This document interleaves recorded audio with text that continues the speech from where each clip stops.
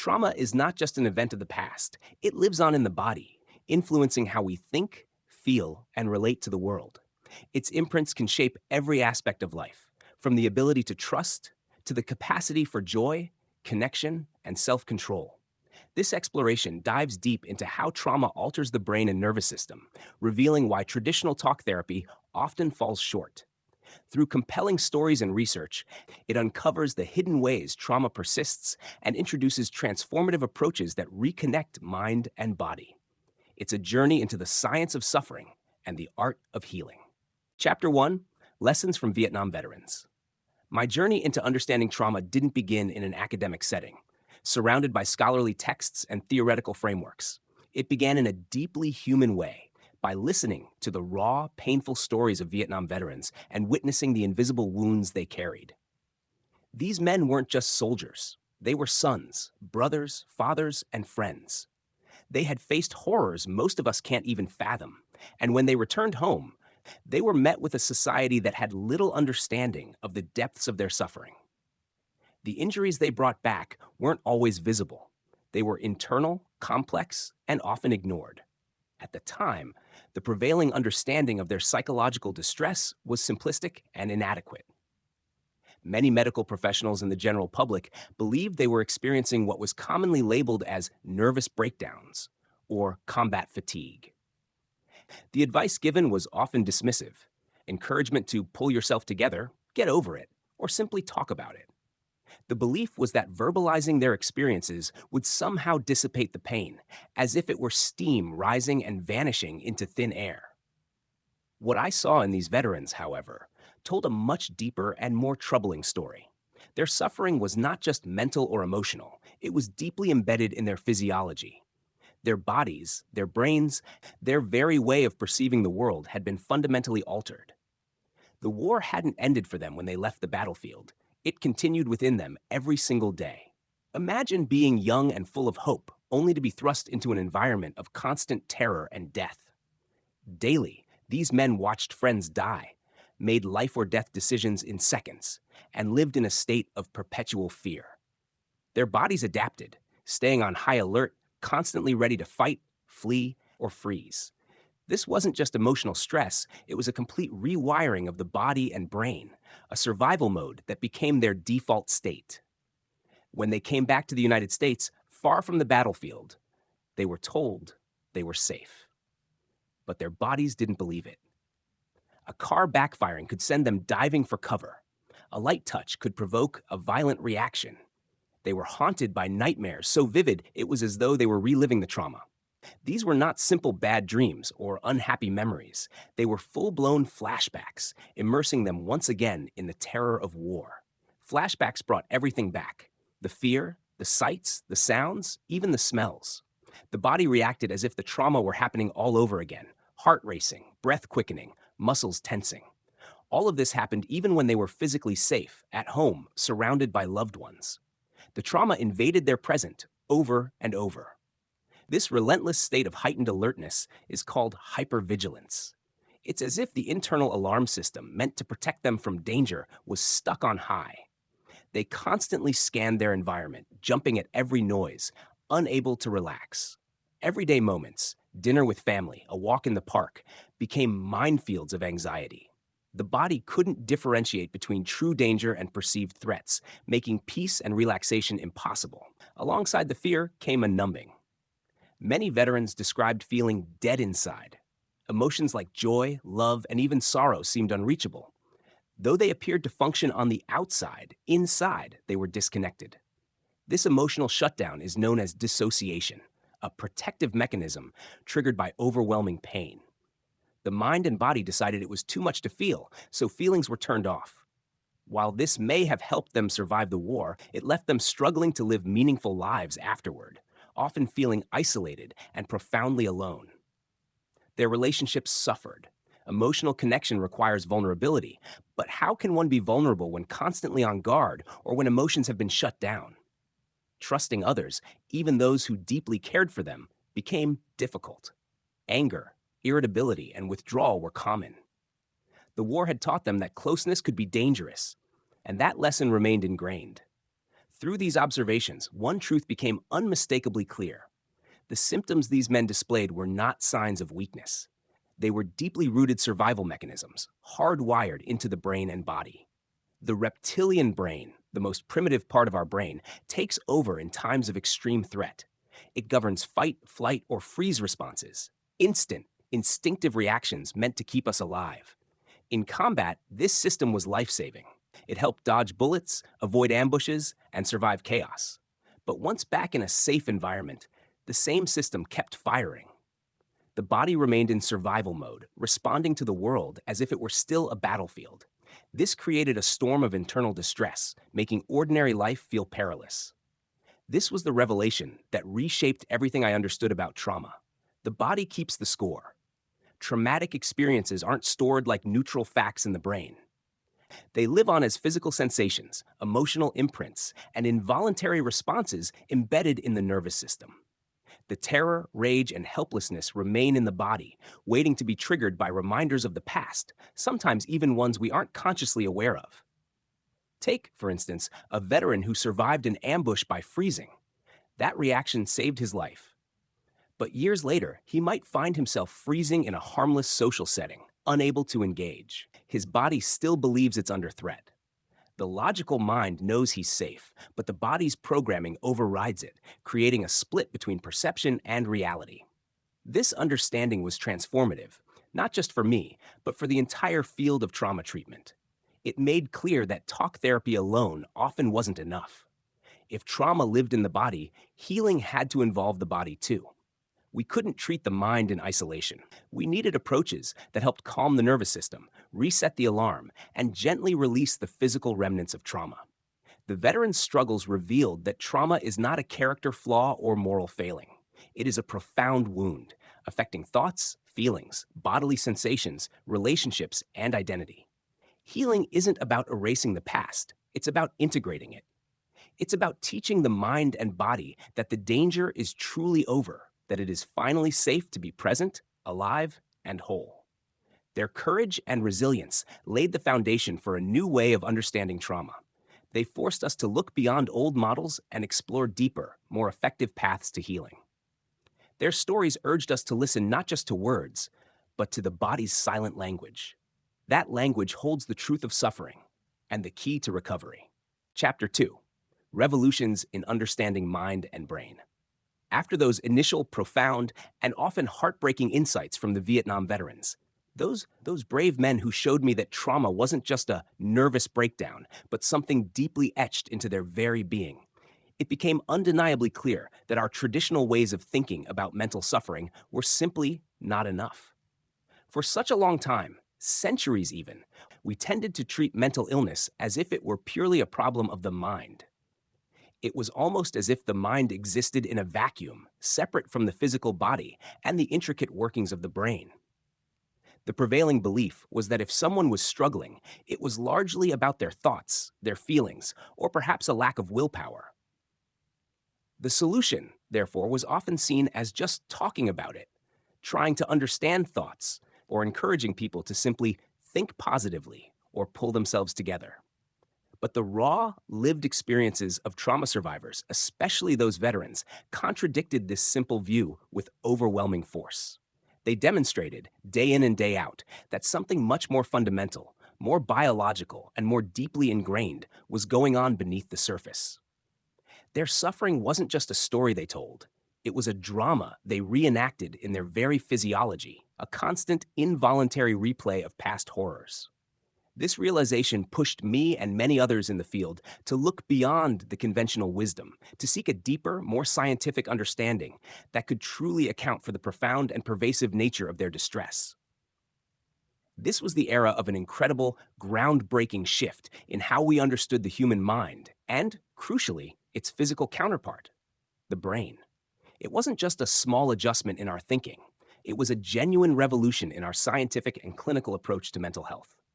We started to realize that the brain, this unbelievably complex, dynamic, and adaptable organ, isn't just a passive receiver of information, like a computer hard drive that simply stores data. Instead, it's actively shaped and reshaped by our experiences, particularly by overwhelming and repeated ones. Every interaction, every moment of fear or safety, every touch, every sound leaves an imprint, literally altering the neural pathways and the very structure of the brain. This concept, known as neuroplasticity, became a cornerstone of our new understanding. The brain isn't fixed, it's constantly changing in response to life. And tragically, trauma changes it in profound ways. We began to understand that specific parts of the brain, like the amygdala and the prefrontal cortex, are profoundly affected by traumatic events. Let me try to explain these in a way that makes them feel less like abstract scientific terms and more like characters in the story of our internal world, playing crucial roles in our response to danger and our capacity for peace. Imagine your brain as a highly sophisticated command center, a bustling city with different departments responsible for different vital tasks. Each department has its own specialized function, and they all need to communicate effectively for the city to run smoothly. First, let's consider the amygdala. This small almond-shaped structure, deep within the brain's limbic system, often called our emotional brain, is like your brain's very sensitive smoke detector, or perhaps a highly vigilant alarm bell that never sleeps. Its primary job is to constantly scan the environment, both inside and outside your body, for any signs of danger, even the most subtle ones. When it senses a threat, even a fleeting shadow, a sudden loud noise, a particular smell, or a shift in someone's tone of voice, it immediately sounds the alarm. This triggers a cascade of rapid, automatic bodily responses. Your heart races, your breathing quickens, your muscles tense, and stress hormones like adrenaline and cortisol flood your system. This is the fight, flight, or freeze response kicking in, preparing you for immediate survival. In a healthy, well-regulated brain, this alarm system is incredibly helpful. It warns us of real danger, and then, once the threat passes, it calms down, allowing the body to return to a state of rest, digestion, and safety. It's a finely tuned system designed for efficiency. But when trauma hits, especially chronic or repeated trauma, it's like this smoke detector becomes hyperactive, stuck in a perpetual state of alert. It's constantly screaming danger, even when you're perfectly safe, even when there's no actual smoke in the room. It becomes overly sensitive, reacting to minor stresses, ordinary surprises, or even neutral cues as if they were life-threatening emergencies. This is precisely why trauma survivors often feel constantly on edge, jumpy, easily startled by sudden movements or sounds, and perpetually anxious. Their internal alarm system is stuck in the on position, making true relaxation feel impossible. Their bodies are always bracing for the next blow, preparing for an attack that isn't coming, leading to chronic muscle tension, exhaustion, and a pervasive sense of unease. This constant state of physiological arousal drains their energy and makes it incredibly difficult to engage with life in a meaningful way. Then there's the prefrontal cortex. This part of the brain, located right behind your forehead, is much larger and more developed in humans than in other animals. Think of it as the executive suite of your brain's command center, or perhaps the wise, calm leader of the city, the part that thinks, plans, and makes rational decisions. It's responsible for all our higher level thinking, planning for the future, setting goals, making rational decisions, understanding consequences, solving complex problems, regulating our emotions, and making sense of complex social situations. It's the part that helps us stay calm, rational, and in control, allowing us to think before we act, to pause and reflect rather than react impulsively. It helps us connect with others, empathize, understand social cues, and see the bigger picture beyond immediate threats. When trauma occurs, especially chronic or early life trauma, which we'll delve into more later, the functioning of the prefrontal cortex can be significantly impaired. It might become less active, or its crucial connections to other parts of the brain, like the amygdala, might weaken. This makes it incredibly hard to think clearly when you're under stress, to regulate intense emotions, leading to sudden, overwhelming outbursts of anger, fear, or sadness, or conversely, emotional shutdowns, or to make good decisions when you're feeling overwhelmed. It's like the executive suite is temporarily shut down or running on very low power, leaving the alarm bell, the amygdala, to run wild without proper oversight or calming influence. Without the prefrontal cortex effectively doing its job, the survivor can feel constantly hijacked by their emotions and instincts, unable to reason their way out of a panic or a rage. They might struggle with impulse control, planning, and maintaining focus, not because they are unwilling, but because their brain's executive functions are compromised. This profound shift in our understanding was truly monumental. It meant that trauma wasn't just about bad thoughts that you could simply argue away with logic, or a weak will that just needed to be strengthened through sheer effort. It was about the very physical architecture and chemical balance of the brain being altered, literally rewired by terror, helplessness, and chronic stress. This biological reality explains so much about why many trauma survivors struggled so profoundly, why they couldn't just snap out of it, or get over it with simple advice, or even traditional talk therapy alone. Their brains had been physically reprogrammed for survival in a dangerous, unpredictable world, and that emergency programming continued to run in the background, influencing their every thought, feeling, and action, even when the immediate danger was long gone. It was a testament to the brain's adaptability, but in this case, an adaptation for survival in a hostile environment that then became maladaptive in a safe one. This revolution in understanding the brain's central and active role in trauma paved the way for entirely new, more effective, and crucially, more compassionate approaches to healing. It moved us beyond simply treating symptoms in isolation to understanding the underlying biological and neurological mechanisms that drive those symptoms. It was the beginning of truly seeing the whole person, their mind, their brain, and their body, as interconnected parts of a complex, dynamic system, all of which need attention, understanding, and careful care in the healing process. It showed us that healing isn't just about changing thoughts or talking about the past. It's about helping the brain and nervous system find their way back to a state of balance, regulation, and safety. This scientific understanding gave us the tools to develop therapies that could literally help to rewire the brain for peace, connection, and a renewed sense of self. It was a turning point in the field, opening up possibilities for healing that were unimaginable before, offering a scientific basis for hope and effective intervention. Chapter 3: Looking into the Brain, the Neuroscience Revolution. After spending so much time immersed in the raw, lived experiences of those Vietnam veterans, and after beginning to grasp how trauma fundamentally reshapes the very architecture of the brain, how the amygdala becomes an overactive screaming alarm and the prefrontal cortex struggles to maintain its calm, executive control, a new frontier opened up before us. This was the era where we truly got to peek behind the curtain, to witness the incredible, almost miraculous breakthroughs that happened thanks to the neuroscience revolution. For such a long time, our understanding of what was truly happening inside someone's head when they were struggling with the profound aftermath of trauma was largely based on educated guesses, on what people told us in therapy, and on our careful clinical observations. We could see the external manifestations of distress, the jumpiness, the nightmares, the emotional outbursts, the profound withdrawal. But the internal mechanisms, the actual physical and chemical processes within the brain, remained largely hidden, a mysterious black box we could only theorize about. It was like trying to understand a complex machine by only looking at its exterior. But then a new dawn broke in the scientific world with the advent of sophisticated technologies, especially advanced brain imaging techniques like fMRI, functional magnetic resonance imaging. Suddenly, we weren't just guessing anymore. We could actually see the brain in action, observe its intricate dance of neural activity as people thought, felt, and, crucially, remembered.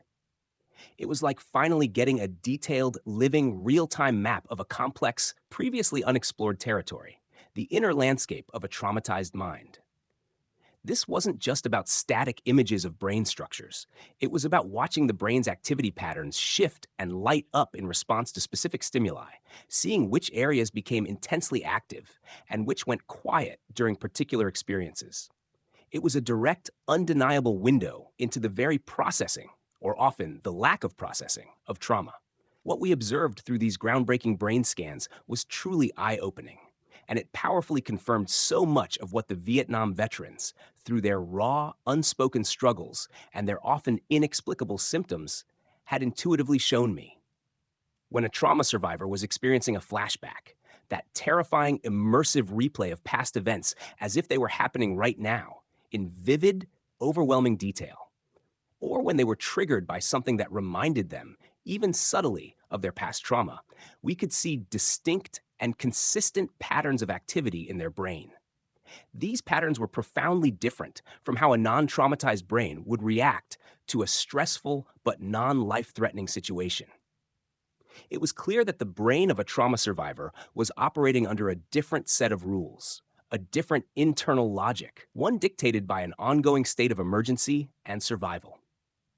One of the most striking and significant findings was how the brain's language centers, those sophisticated networks responsible for helping us put experiences into words, to construct a coherent narrative, to articulate what happened, to make sense of events in a logical sequence, and to place them firmly in time and space, would often quiet down or even completely shut down. Imagine trying to tell a complex story or even just describe a simple event when the very part of your brain that allows you to form sentences, organize thoughts, access vocabulary, and link events chronologically is temporarily offline or severely inhibited. This explained a huge puzzle that had bothered me and many other clinicians for years. Why so many survivors found it incredibly difficult, sometimes even impossible, to verbally articulate their traumatic experiences in a clear, chronological, and emotionally regulated way. They couldn't tell a neat, coherent story because the very neural machinery needed for storytelling was, in that moment of being triggered or reliving the trauma, simply not functioning optimally. The words literally weren't there, not because they were unwilling to speak, but because their brain couldn't access them. It was a biological block, a protective shutdown, not a psychological resistance or a deliberate choice to withhold information.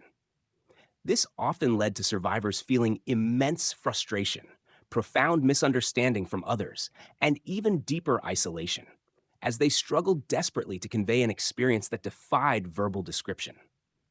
They knew what they felt, but they couldn't translate it into language others could grasp. At the very same time that the language centers were quieting or going offline, we saw a dramatic surge of activity in other, more primitive parts of the brain. Specifically, the emotional centers, like the amygdala, as we discussed in the previous chapter, and the sensory processing areas.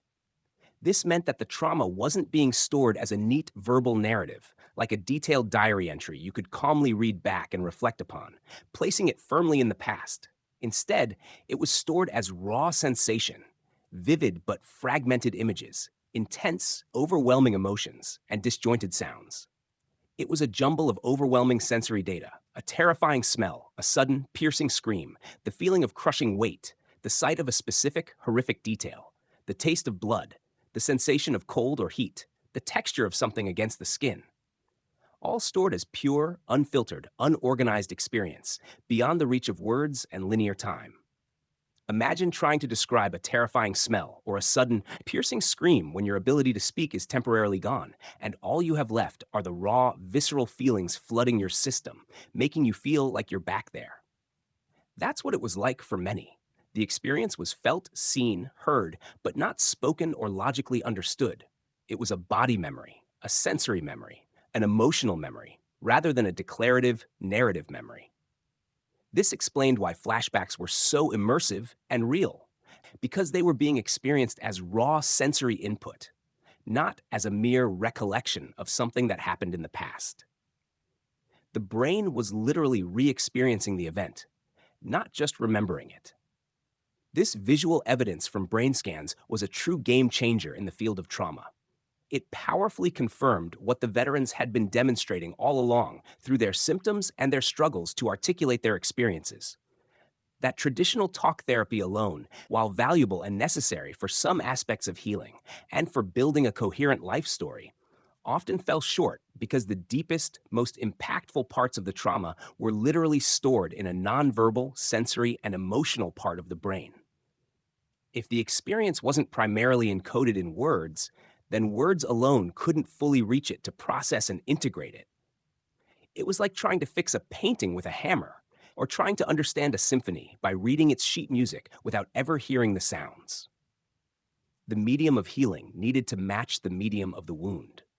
We needed to engage the body, the senses, and the emotions directly, rather than relying solely on cognitive understanding and verbal expression.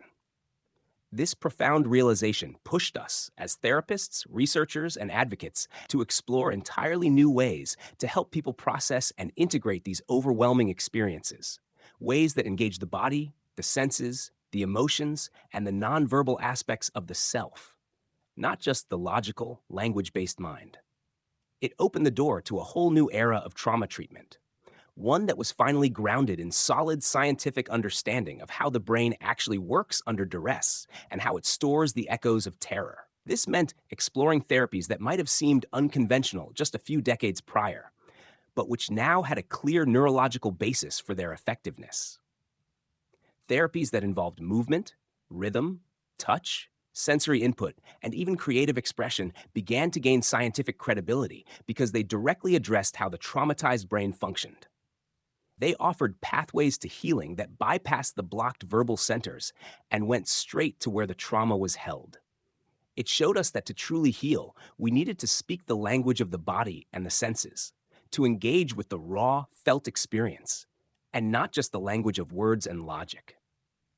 This scientific validation gave us the tools and the confidence to develop and refine therapies like EMDR, which we'll discuss later, somatic experiencing, and even practices like yoga and mindfulness, because we could now see why they worked at a neurological level. They helped to reactivate and reintegrate those parts of the brain that had gone offline during trauma, allowing the raw sensory data to be finally processed and filed away as a past event rather than a present threat. This process of integration, of bringing together the fragmented pieces of experience, was now understood as a neurological task, not just a psychological one. This was a pivotal moment, shifting the landscape of mental health treatment towards a more holistic, brain-informed approach. It moved us from a purely psychological model to a biopsychosocial one, recognizing that the mind, brain, and body are inseparable in the experience of trauma and in the journey of healing. It offered a scientific basis for hope and effective intervention, demonstrating that the brain, despite its profound adaptations to trauma, also possesses an incredible capacity for neuroplasticity, the ability to change, to heal, and to reorganize itself.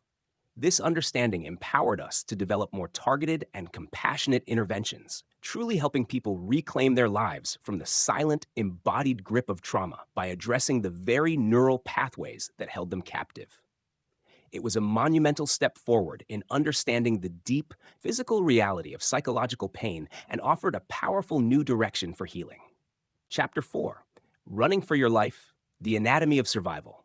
Now let's talk about something incredibly fundamental to being human, something wired deep into our very core, long before we could even think or speak: our instinctive responses to danger. This is the realm of our primal, automatic reactions that kick in the moment we face a serious threat. I'm talking about the famous trio: fight, flight, and freeze. These aren't choices we consciously sit down and make, like deciding what to have for dinner or what movie to watch. Oh no.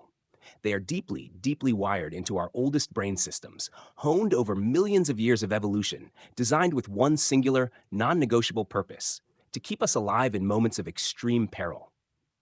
They are rapid, involuntary, and incredibly powerful, bypassing our rational thought processes entirely.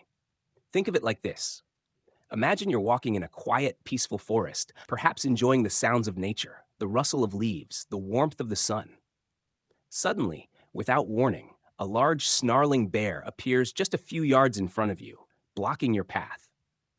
In that instant, your rational, thinking brain, the part that plans your day, solves math problems, worries about your to-do list, or contemplates philosophical questions, doesn't have a millisecond to process all the details, to calmly weigh your options, or to engage in a logical discussion. There's no time for a thoughtful debate about the best course of action. Instead, your reptilian brain, the most ancient and primitive part, nestled deep inside your skull, takes over instantly. It's like an emergency override button has been slammed, a survival switch flipped, bypassing all higher reasoning. This part of the brain doesn't care about logic, reason, or polite social norms. It cares only about one thing: your immediate survival. If your primitive brain quickly assesses, in a fraction of a second, that you might have a chance to overpower the threat, you might instinctively fight. You'd feel an incredible surge of aggressive energy. Your muscles would tense, your heart would pound furiously, sending blood rushing to your limbs, and a potent cocktail of stress hormones like adrenaline and cortisol would flood your system, preparing you for a desperate battle. Your body would be primed to defend itself, to strike, to push back, to roar, to do whatever it takes to confront the danger head on. This isn't about bravery, it's about a raw biological imperative. If, on the other hand, your primitive brain assesses that you can escape the danger, that there's a clear path to safety, you might instinctively flee. Your legs might start running, pumping with incredible power before you even consciously decide to move. Your body would be primed for speed, for evasion, for getting away as fast as humanly possible, ignoring pain or fatigue in the desperate dash for safety. Your focus would narrow to the escape route, every other thought vanishing. But what happens if neither fighting nor fleeing seems possible? What if you're completely overwhelmed, trapped, cornered, or utterly helpless in the face of an inescapable threat?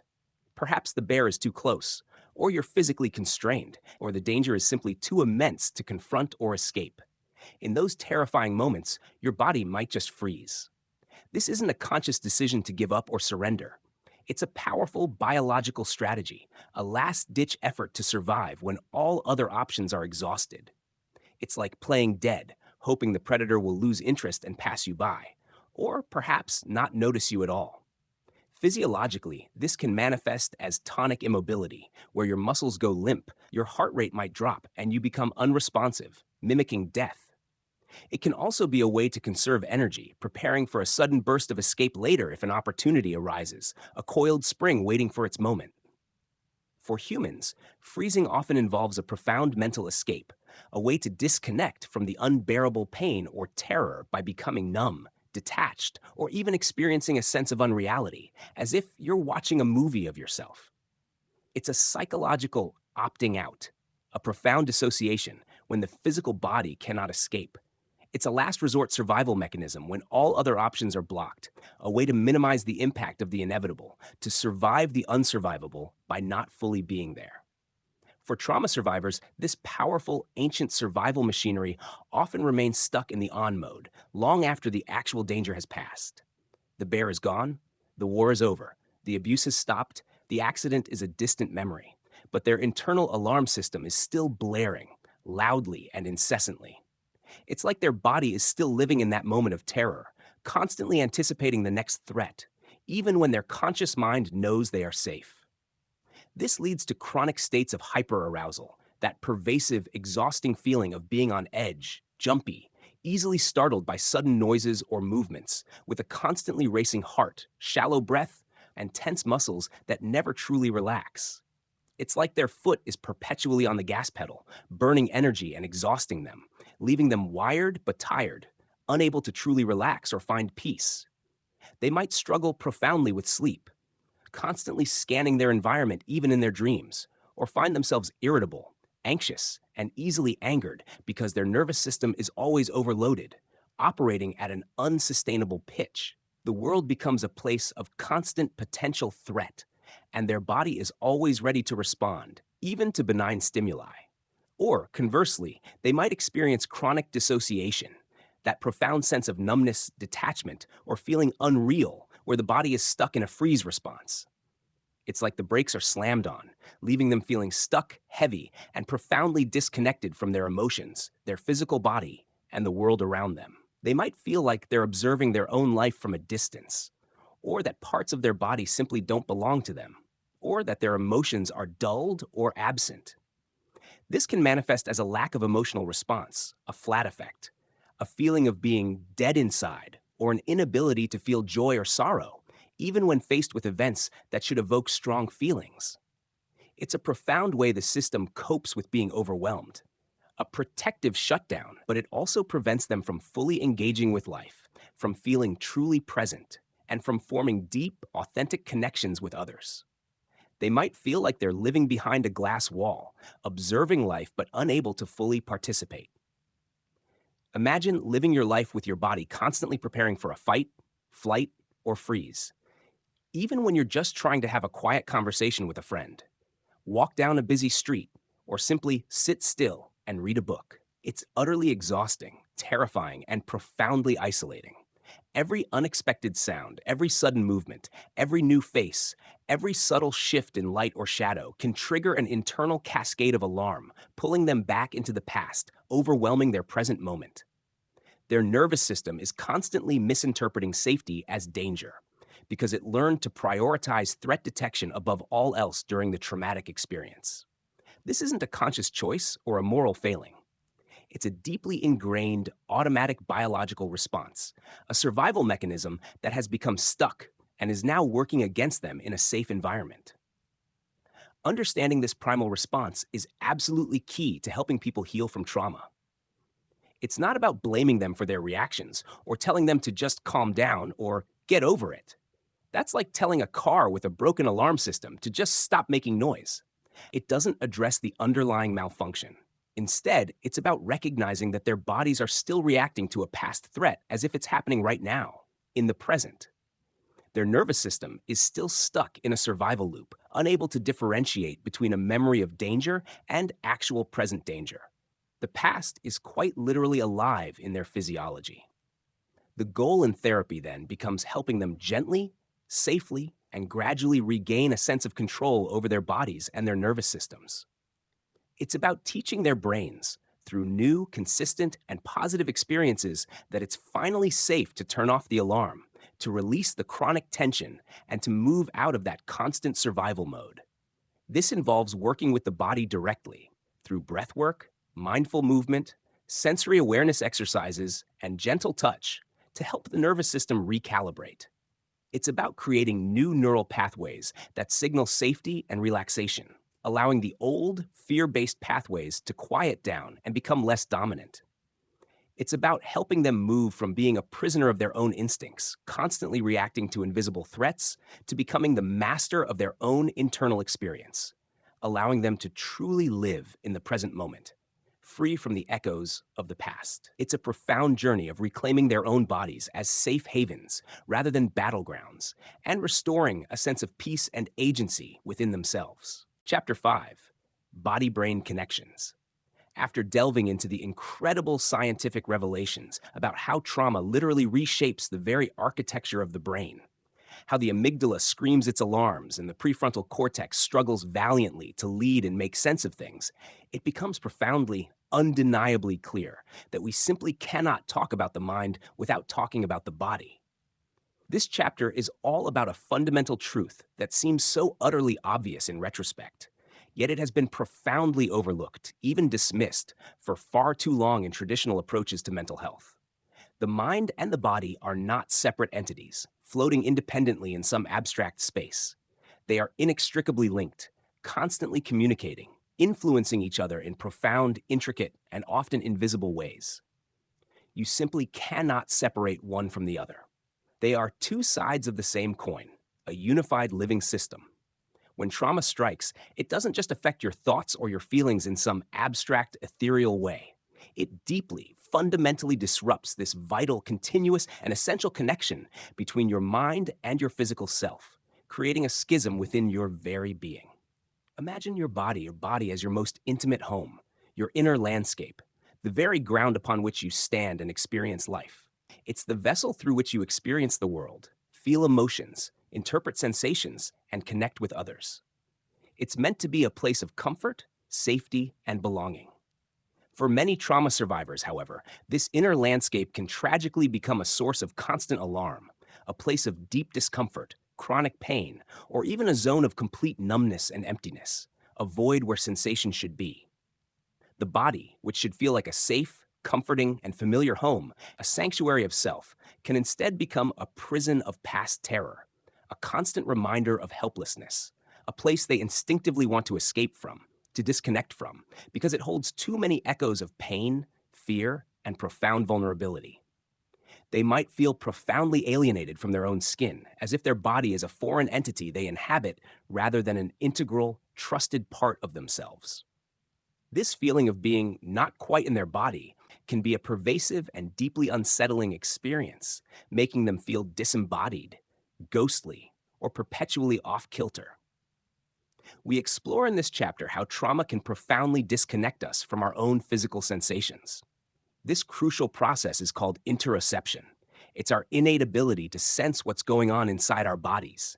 Things like the subtle rhythm of our heartbeat, the gentle rise and fall of our breathing, whether we're hungry or full, whether our muscles are tense or relaxed, or even those subtle gut feelings we get that tell us something isn't quite right, or that we feel safe and at ease. Interoception is our internal compass, our sixth sense, guiding us to meet our basic needs, understand our emotional states, and regulate our internal equilibrium. When this connection is severed or dulled by trauma, people can lose touch with their basic needs and their own emotional states in profound ways. This often leads to a profound sense of alienation from themselves, a feeling of being a stranger in their own skin, unable to read their own internal signals.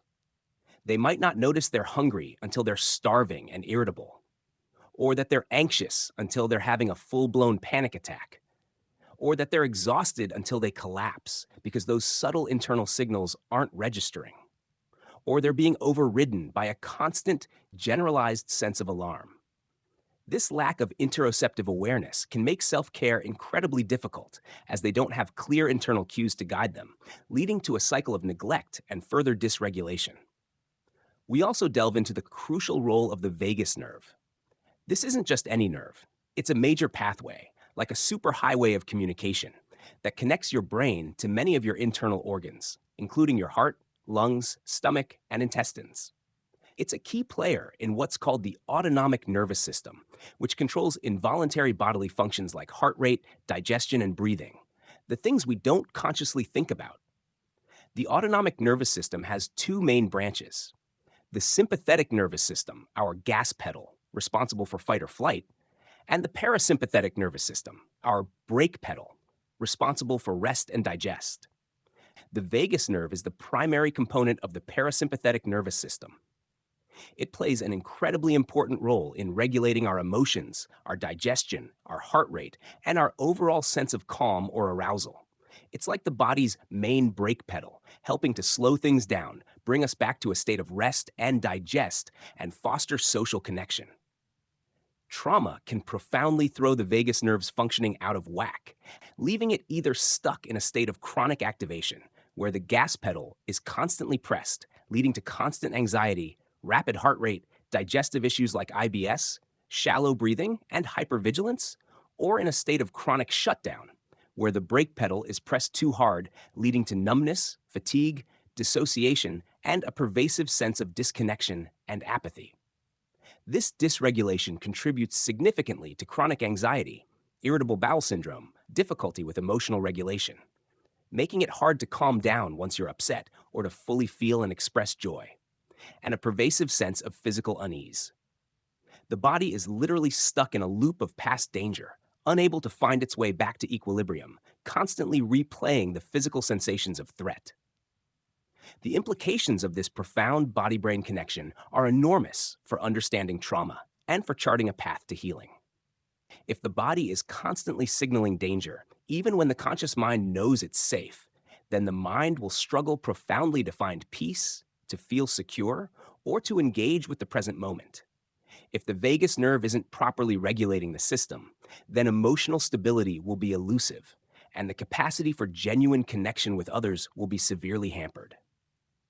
This explains why many trauma survivors experience a wide range of baffling physical symptoms that often go undiagnosed, are misdiagnosed, or are simply dismissed by medical professionals as all in their head. Chronic pain that has no clear physical cause, persistent digestive problems, debilitating fatigue, fibromyalgia, tension headaches, and even certain autoimmune conditions can be deeply intertwined with an unregulated nervous system that is still reacting to past trauma, holding the score of past hurts in its very tissues and systems. The body is quite literally screaming for attention, expressing the unspoken story of what happened. Reestablishing this vital, healthy connection between mind and body is not just a therapeutic technique or an optional add-on. It is an absolute cornerstone, a non-negotiable foundation of healing from trauma. It's about helping people gently, safely, and gradually become aware of their internal sensations again. to learn to simply notice those sensations without judgment, to tolerate them without being overwhelmed, and to understand what their bodies are trying to tell them. This process is often slow, painstaking, and requires immense patience, compassion, and courage, both from the survivor and their therapist. Because for many, feeling their body means feeling the echoes of past pain, fear, or profound emptiness. It's about creating an environment, both in the therapy room and in their daily lives, where it feels safe enough to feel, to be present in their own skin, to breathe, and to simply exist without the constant threat of being overwhelmed by internal sensations. This journey often involves practices like mindfulness, where individuals learn to pay attention to the present moment, including their bodily sensations, without judgment or the need to change anything. It's about noticing the breath as it enters and leaves the body, the feeling of their feet on the ground, the subtle shifts in their posture, the warmth or coolness of their skin.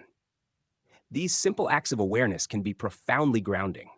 Gentle yoga, tai chi, qigong, or other somatic, body-oriented therapies are also incredibly powerful because they directly engage the physical body in a way that promotes awareness, regulation, and a renewed sense of agency. They help to release chronic muscle tension, to regulate breathing patterns, to improve posture, and to gently repattern the nervous system, moving it out of its stuck states of fight, flight, or freeze. Through these practices, survivors can begin to experience their body not as a source of alarm or a prison of past terror, but as a place of grounding, presence, strength, and even peace. They learn to trust their internal signals again, to befriend their own physical existence. It's about making the body feel like a safe and friendly place once more, a place where they can truly live, feel, and be at home. This is where the profound healing begins, when the fragmented self, the mind disconnected from the body, the emotions separated from sensations, starts to knit back together. When the body's alarm system learns to differentiate between past danger and present safety, and the mind can finally settle into a state of calm, allowing for reflection, connection, and joy.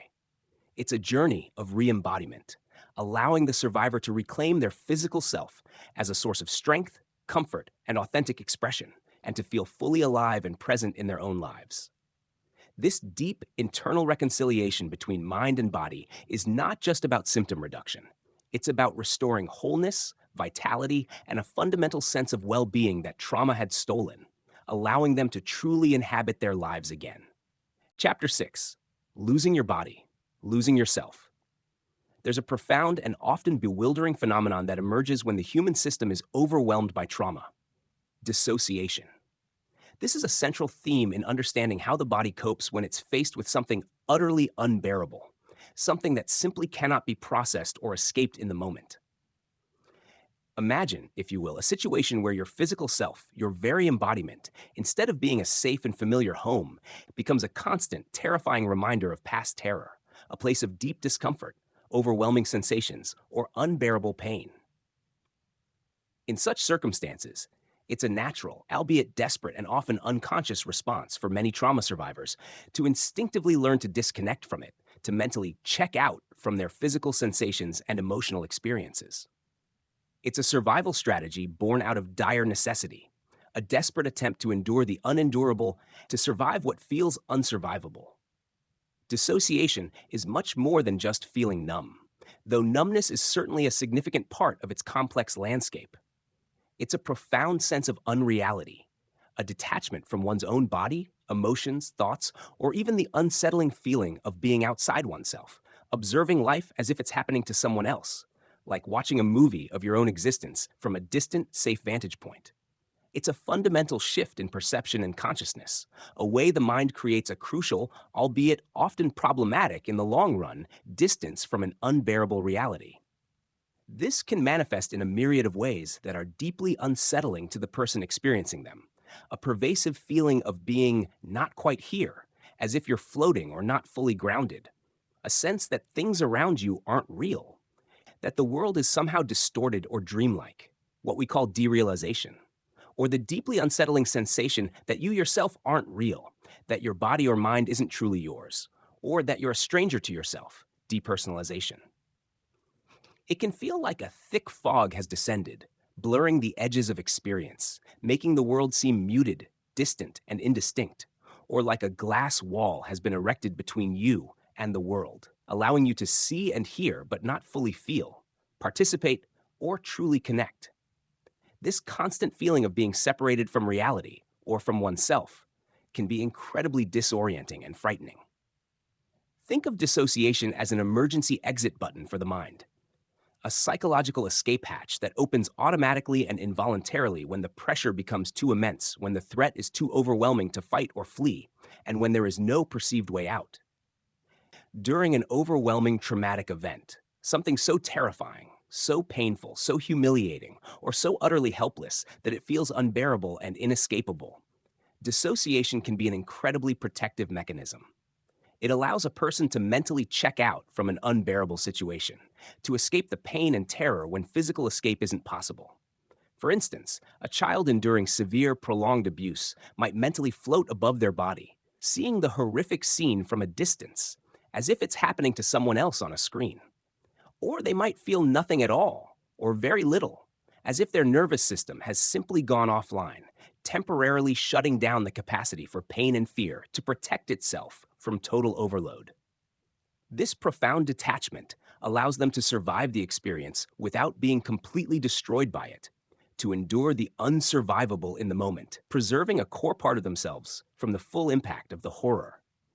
It's a brilliant, albeit desperate and costly, survival strategy in the face of extreme, inescapable danger, a testament to the brain's ingenuity in protecting itself from total collapse.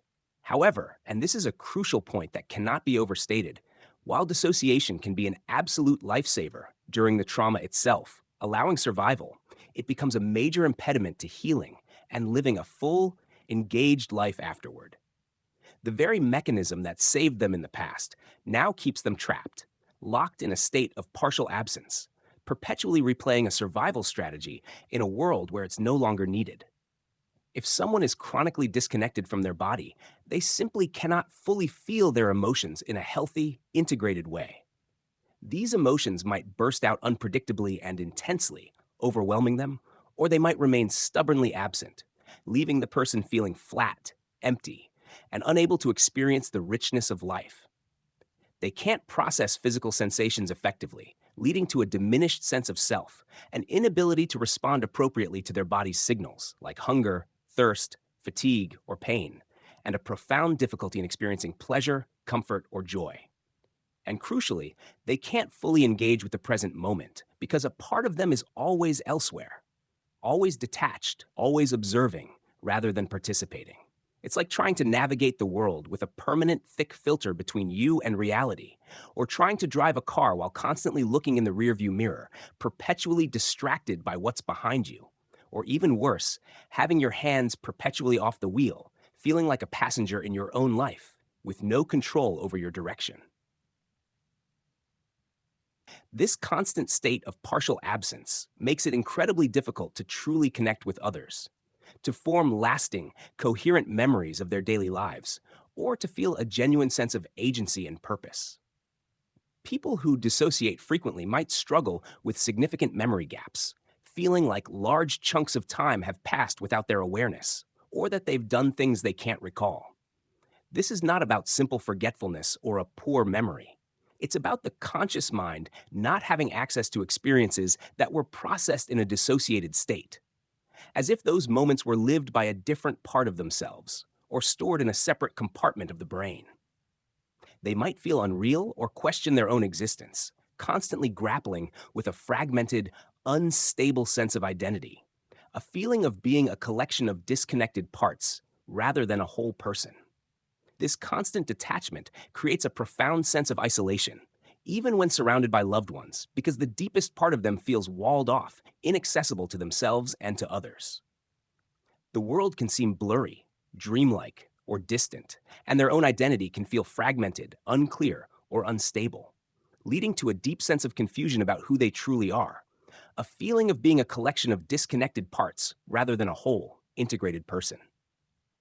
They might struggle to understand their own motivations or actions, feeling like a passenger in their own life, driven by forces they don't comprehend, or experiencing sudden shifts in mood or behavior that feel alien to them.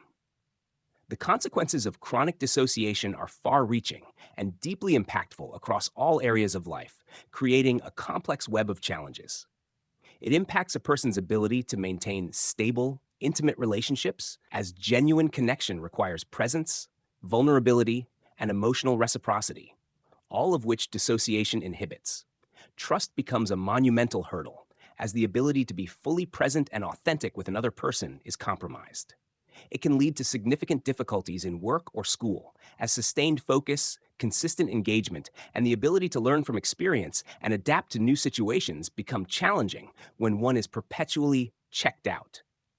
It often contributes to chronic feelings of emptiness, loneliness, and a profound lack of purpose or meaning in life, because the joy, richness, and meaning of life are experienced through connection and presence, which dissociation fundamentally inhibits. The constant internal effort required to maintain this detachment, to keep the overwhelming feelings at bay, is also incredibly exhausting, leading to chronic fatigue, persistent brain fog, and a pervasive sense of being perpetually drained, as if running a marathon every day just to exist. Furthermore, because dissociation is a powerful, albeit maladaptive, way to avoid feeling, survivors might unknowingly put themselves in risky situations, as the consequences don't feel real or immediate to them. Or they might engage in self harm as a desperate, albeit painful, attempt to feel something, anything, to break through the impenetrable wall of numbness and experience a sense of being alive, even if that feeling is pain. This desperate search for sensation, for reality, can lead to further self destructive patterns. The challenge in healing from chronic dissociation is immense, requiring deep courage and commitment, but it is also deeply rewarding. It's to help survivors gradually and safely come back into their bodies, to reconnect with their sensations, emotions, thoughts, and ultimately their full integrated sense of self. It's about creating an environment, both in therapy and in their daily lives, where it feels safe enough to feel, to sense, to be present, and to simply exist without being overwhelmed by the echoes of the past. This process is incredibly delicate and requires immense patience, profound compassion, and the consistent, attuned guidance of a skilled therapist, as it means gently, slowly, and respectfully dismantling a protective wall that was once absolutely necessary for survival, but now hinders life. It's like slowly, carefully, and with great tenderness, coaxing a frightened, injured animal out of hiding, reassuring it with every gentle movement and quiet presence that the danger has passed and it is now safe to emerge. The therapeutic approach often involves very gentle, slow, and titrated, meaning in small, manageable doses, exposure to internal sensations. The goal is never to force them to feel everything at once, which could be re-traumatizing and overwhelming, but to gradually expand their window of tolerance for internal experience, building their capacity bit by bit. It might start with simply noticing the feeling of their feet on the ground, the texture of their clothes against their skin, the gentle rhythm of their breath, or the warmth of a cup of tea in their hands. The emphasis is on present moment awareness, on grounding themselves in the here and now. Grounding techniques are crucial here, activities that help bring a person back to the present moment and their physical body when they start to dissociate or feel overwhelmed. This could involve focusing intently on external sensory input, what they see, hear, smell, touch, taste right now, or engaging in simple physical activities that create a strong sense of embodiment, like walking, stretching, or even just pressing their hands together and noticing the pressure. These small, consistent practices help to anchor them in the here and now, building a bridge back to their physical reality. Ultimately, the journey is about helping them reclaim their full self, body and mind, and step back into the driver's seat of their own lives. It's about moving from a state of fragmented existence, where parts of themselves are lost, inaccessible, or warring with each other, to one of integrated wholeness, allowing them to experience the richness, the reality, and the profound beauty of the present moment, free from the constant, exhausting need to escape themselves. This journey of re-embodiment, of truly coming home to one's own body, is central to finding lasting peace, genuine connection with others, and a true sense of being alive and whole. It is the path from merely existing to truly living, from surviving to thriving, and from feeling fragmented to feeling fully integrated and present. Chapter 7: Getting on the Same Wavelength: Attachment and Attunement. At our very core, we human beings are fundamentally social creatures. From the moment we draw our first breath, a deep, undeniable yearning for connection stirs within us.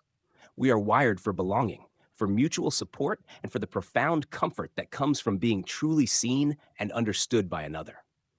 This innate drive for connection isn't just a preference, a nice to have addition to life. It's a profound biological imperative, as essential to our survival and well being as the air we breathe, the food we eat, or the water we drink. From an evolutionary perspective, our ability to form bonds and cooperate was crucial for our species' survival.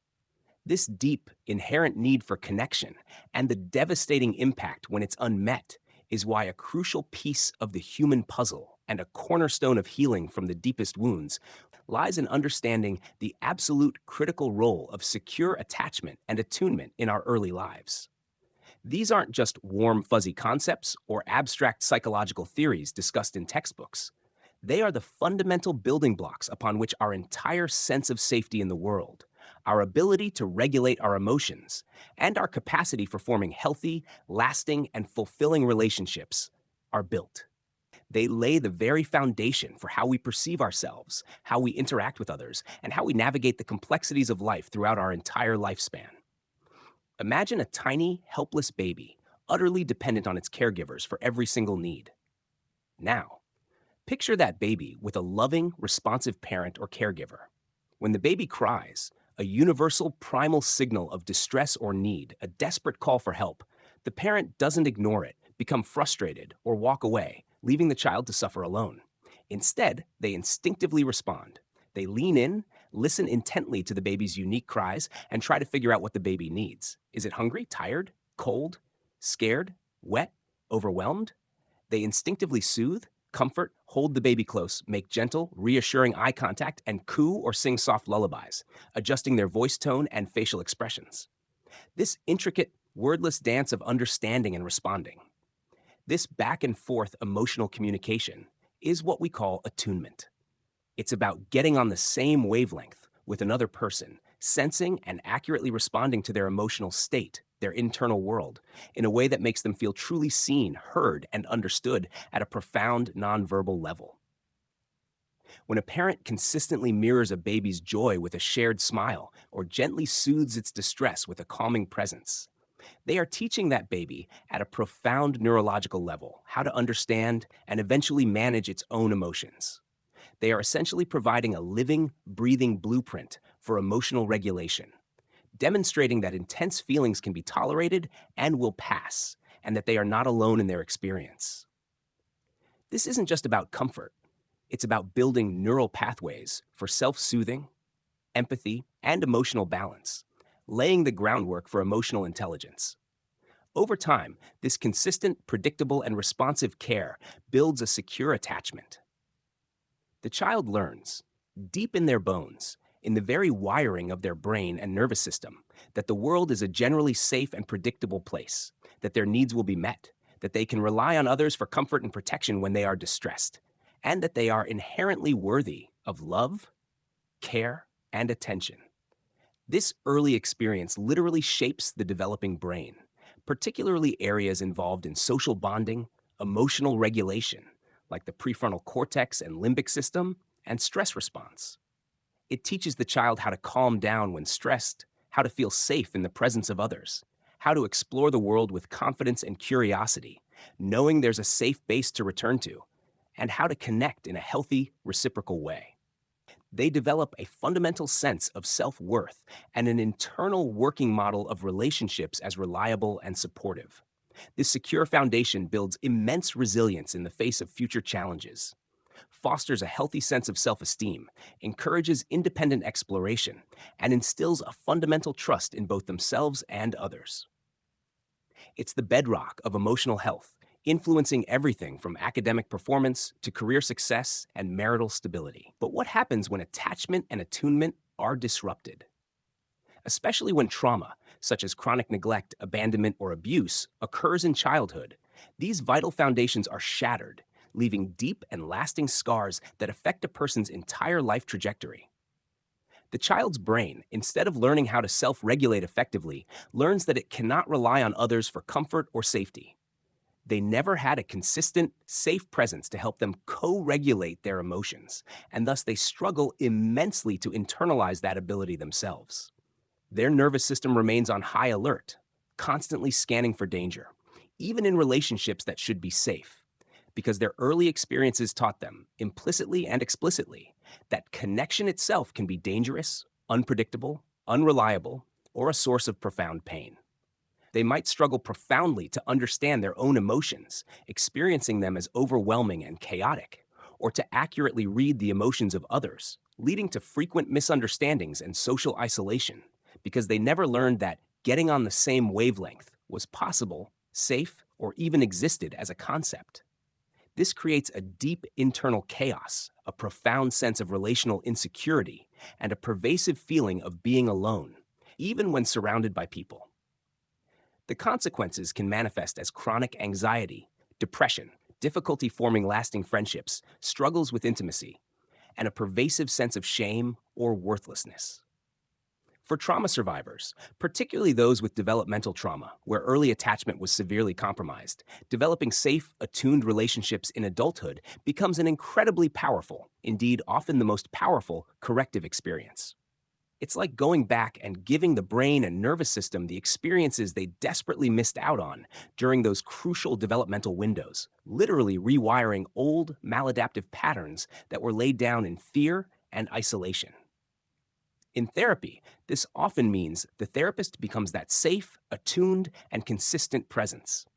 They help the survivor experience, perhaps for the very first time in their lives, what it feels like to be truly seen, heard, and understood without judgment, without criticism, without fear of harm, and with genuine empathy and unwavering presence. The therapist's consistent availability, predictable responses, and attuned emotional mirroring provide a new, positive relational template, a living example of what a safe, trustworthy connection can feel like. This is not just about intellectual understanding. It's about a deep, felt sense of safety that allows the nervous system to finally begin to relax its defenses, to let down its guard, and to experience a different kind of human interaction. This new experience of connection, consistently provided in a safe, predictable, and non judgmental environment, can literally help to rewire the brain. It slowly begins to shift its default setting from fear, hypervigilance, and isolation towards connection, safety, and trust. It's a slow, gentle, and often deeply emotional process of learning to trust again. Not just others, but also one's own capacity for connection, for being vulnerable, for expressing needs and desires, and for being worthy of love and care. This relearning of trust is not simply a cognitive decision. It's a deep, embodied process where the nervous system gradually learns to relax its defenses in the presence of another, to feel safe enough to open up, to breathe more deeply, and to allow for true intimacy. It builds new neural pathways that support safety, belonging, and emotional regulation, gradually replacing the old ones built on fear, abandonment, self-protection, and the constant anticipation of betrayal. The brain learns, through repeated positive experiences, that connection can be a source of healing, not just pain, and that vulnerability can lead to strength, not further harm. This process is often marked by small, incremental steps forward, sometimes with setbacks, but each moment of felt safety builds upon the last. The implications of this are profound and far reaching for every aspect of a survivor's life. When a person has experienced relational trauma, their brain has learned at a very deep, unconscious level that people are dangerous or unreliable or both. They carry this deeply ingrained blueprint, this internal working model of relationships, into every new interaction. They might unconsciously test others, push them away, or sabotage healthy connections because the familiar pattern of distrust, however painful, feels safer than the unfamiliar territory of true intimacy and vulnerability. They might struggle with boundaries, either being too rigid and walled off or too porous and easily exploited. They might find themselves in a cycle of repeated unhealthy relationships, drawn to what feels familiar even if it's harmful. A securely attached relationship, whether with a therapist, a romantic partner, a close friend, or a supportive community offers a new, healthier blueprint. Through consistent, positive, and corrective interactions, the brain begins to update its internal working models of relationships. The survivor learns, through direct, felt experience, that it is possible to be seen and accepted for who they are, that their feelings matter, that their needs can be met, and that they can indeed rely on another person to be a source of comfort and safety. This helps to heal the deep wounds of loneliness, isolation, and profound mistrust that trauma often creates, allowing for the possibility of genuine, reciprocal connection and the joy that comes from truly belonging. This process of relearning how to connect, how to attune to oneself and others, and how to attach securely is fundamental to healing the relational wounds of trauma. It's about rebuilding the capacity for intimacy, for empathy, for compassion, and for the profound joy that comes from genuine human connection. It's a testament to the brain's remarkable neuroplasticity, its inherent ability to change and adapt throughout life, and the inherent human drive for connection, demonstrating that even the deepest relational wounds, those inflicted in the context of early relationships, can begin to heal when safety and attunement are consistently provided. It allows survivors to move from a state of constant self-protection, where they are always on guard, to one where they can cautiously and then more confidently open themselves to the transformative, life-affirming power of healthy relationships. It's a journey from isolation to belonging, from fear to trust, and from a fractured self to a more integrated and relationally connected being. This re-engagement with the world of human connection is not merely a side effect of healing. It is often the very pathway to it, a return to our most fundamental human need. Chapter 8. Trapped in Relationships, the Cost of Abuse and Neglect. There is a particularly painful and deeply complex reality of trauma that we must confront. It often occurs not in some distant, impersonal battlefield or a random, sudden disaster, but within the very relationships that should provide safety, love, and unwavering protection. This is especially true and profoundly devastating in cases of chronic abuse and neglect, particularly when it happens during childhood. Imagine, if you can, the profound and agonizing impact when the very people who are supposed to nurture, protect, and care for you, your parents, your primary caregivers, those you depend on for everything, become the very source of your terror, your pain, and your deepest betrayal. This is a wound that goes to the core of what it means to be human and to trust. This horrific situation creates an incredibly profound and agonizing dilemma for the developing brain and mind of a child. A child's very survival, both physical and emotional, depends entirely on their caregivers. They are biologically wired from the moment of birth to seek connection, comfort, and attachment from these primary figures. It's an innate, powerful drive, a fundamental need for survival. But when those caregivers are also the source of harm, whether through physical violence, emotional cruelty, persistent neglect, sexual abuse, or constant unpredictability and terror, the child is caught in an impossible bind. Their brain is simultaneously trying to attach and seek comfort, because that's how they survive and develop, and trying to protect itself from danger, because that's what their caregivers are causing. It's a conflict that literally tears the developing self apart. This internal conflict, this desperate and often unconscious attempt to reconcile safety with danger within the same relationship, leads to what we now call complex trauma or developmental trauma. Unlike a single incident trauma, like a car accident or a natural disaster, complex trauma is ongoing, pervasive, and crucially, it occurs in the context of a child's most important formative relationships. It's not a single event, but a continuous assault on the developing self. Because it happens during critical periods of brain development, it has far-reaching consequences that ripple through every aspect of a person's life, affecting their emotional regulation, their sense of self, and their capacity for relationships long into adulthood. The child's brain, instead of learning how to regulate emotions and feel safe through consistent, loving interactions, learns that the world, and especially people, are dangerous and unreliable. Children who experience this kind of relational trauma often struggle profoundly and deeply with trust. How do you learn to trust anyone, truly and deeply, when the very first people you depended on for survival betrayed that trust in the most fundamental and devastating ways? The blueprint for relationships that gets etched into their brain is one of danger, unpredictability, and pain. As a result, they may develop a deep seated difficulty in forming healthy, secure bonds later in life.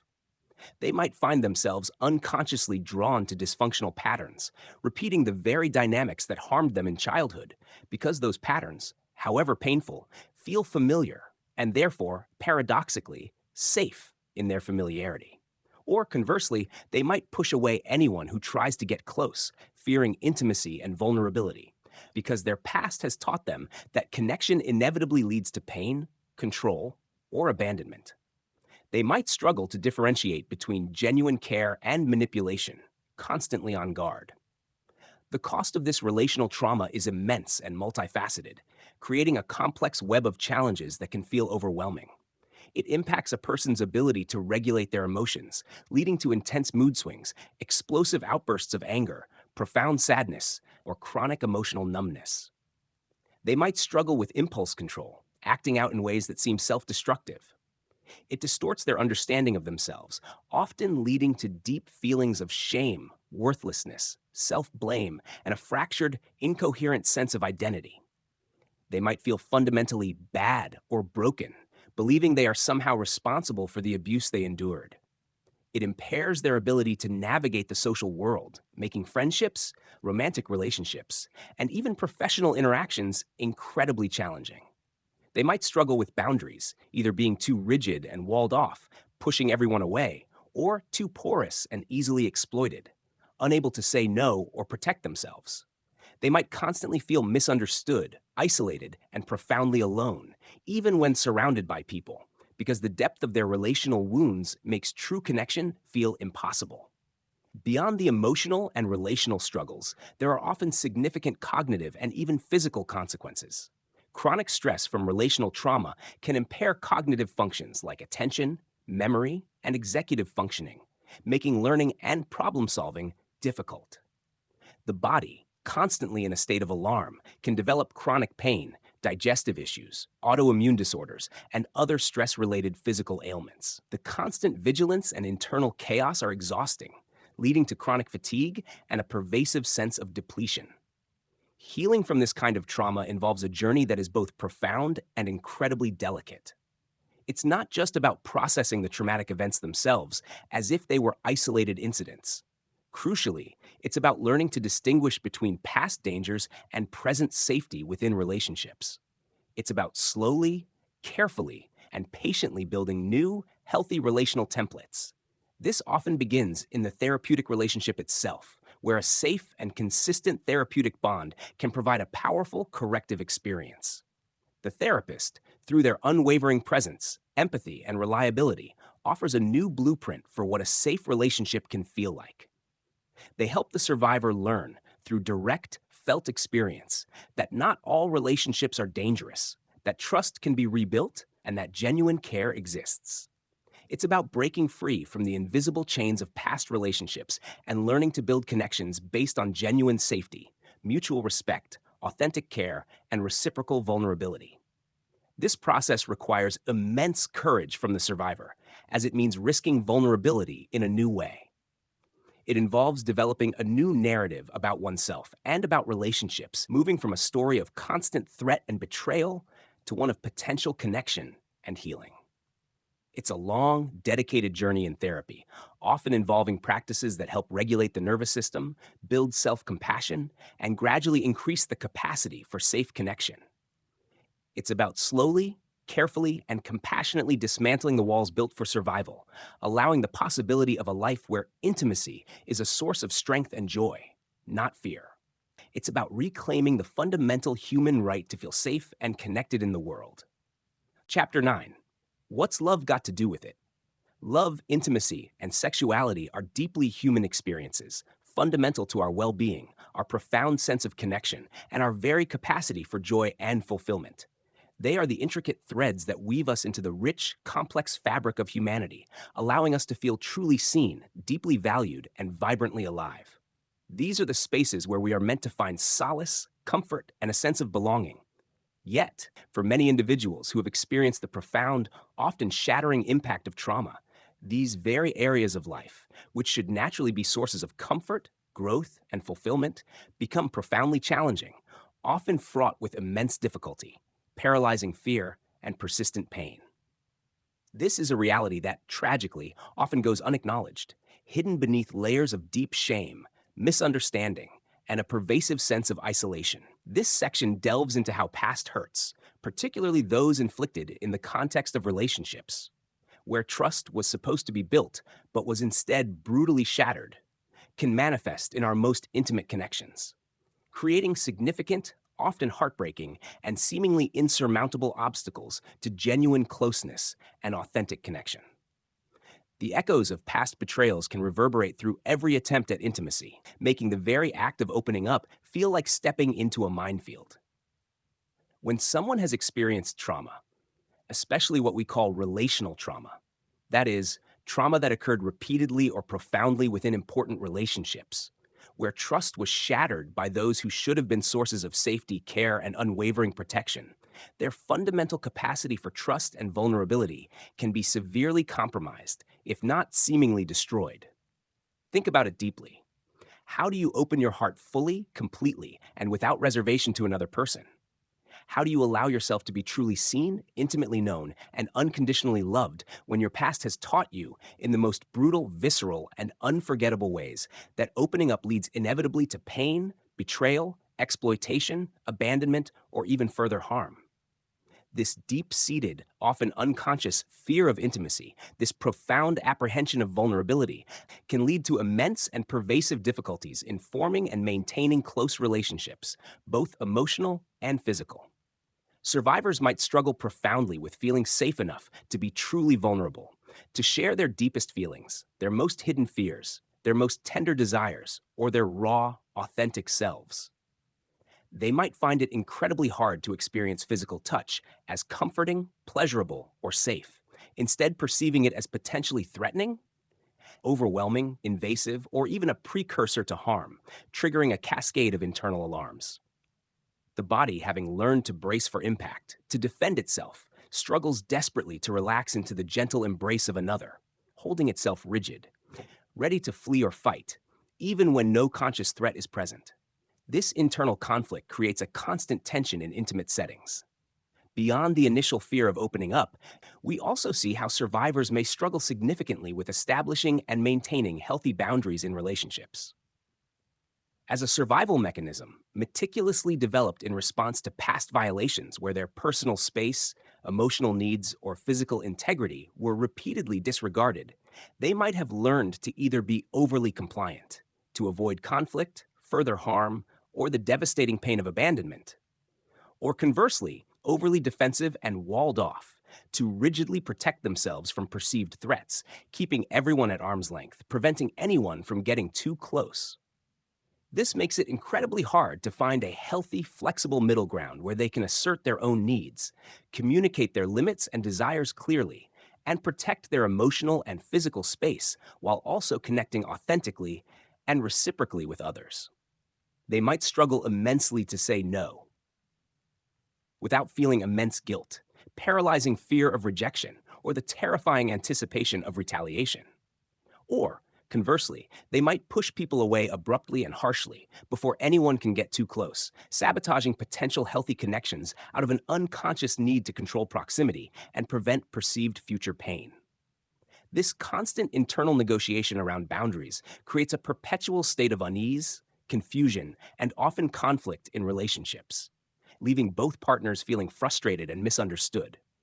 The dance of intimacy becomes a minefield of unspoken rules and hidden fears.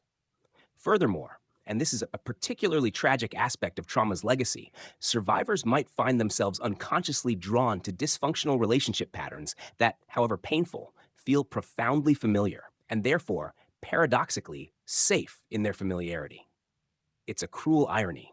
The brain, in its deep-seated need for predictability and what it knows, even if what it knows is harmful, gravitates towards those familiar dynamics.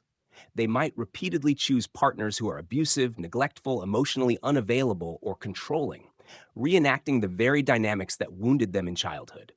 This isn't a conscious choice to suffer. It's often an unconscious, desperate attempt to finally master the trauma, to achieve a different, more positive outcome this time, or to simply make sense of a chaotic past by recreating it.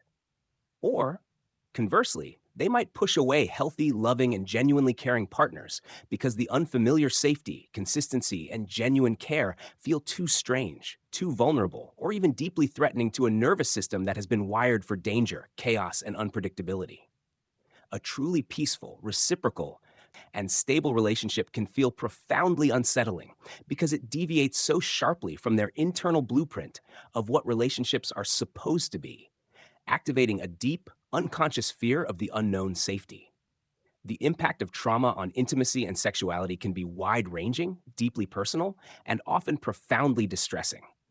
Some survivors might struggle profoundly with sexual intimacy, finding it incredibly difficult to relax, to be present in their bodies, or to experience pleasure. They might experience physical touch as overwhelming, triggering intense anxiety, flashbacks, or a sense of profound dissociation during sex, causing them to mentally check out from their bodies and the experience, leaving them feeling empty or violated. For others, sex might become a way to feel something, anything, even if that feeling is pain or a sense of control, or a way to reenact past violations in a desperate, often self destructive attempt to gain mastery over them. The ability to feel truly safe in a loving embrace, to let down one's guard completely, to experience genuine physical and emotional pleasure without fear, self consciousness, or the intrusion of past memories can be a monumental challenge, requiring immense courage, patience, and a deep commitment to healing. The body's memory of past violations can manifest as hypervigilance during intimate moments, a constant scanning for danger, or a complete shutdown of sensation, where the body becomes numb and unresponsive, further reinforcing the sense of disconnection. The very act of physical closeness, meant to be a source of bonding, can instead become a trigger for profound distress. Healing in this area involves a delicate, courageous, and often lengthy dance, a journey of profound self discovery and deep relational repair.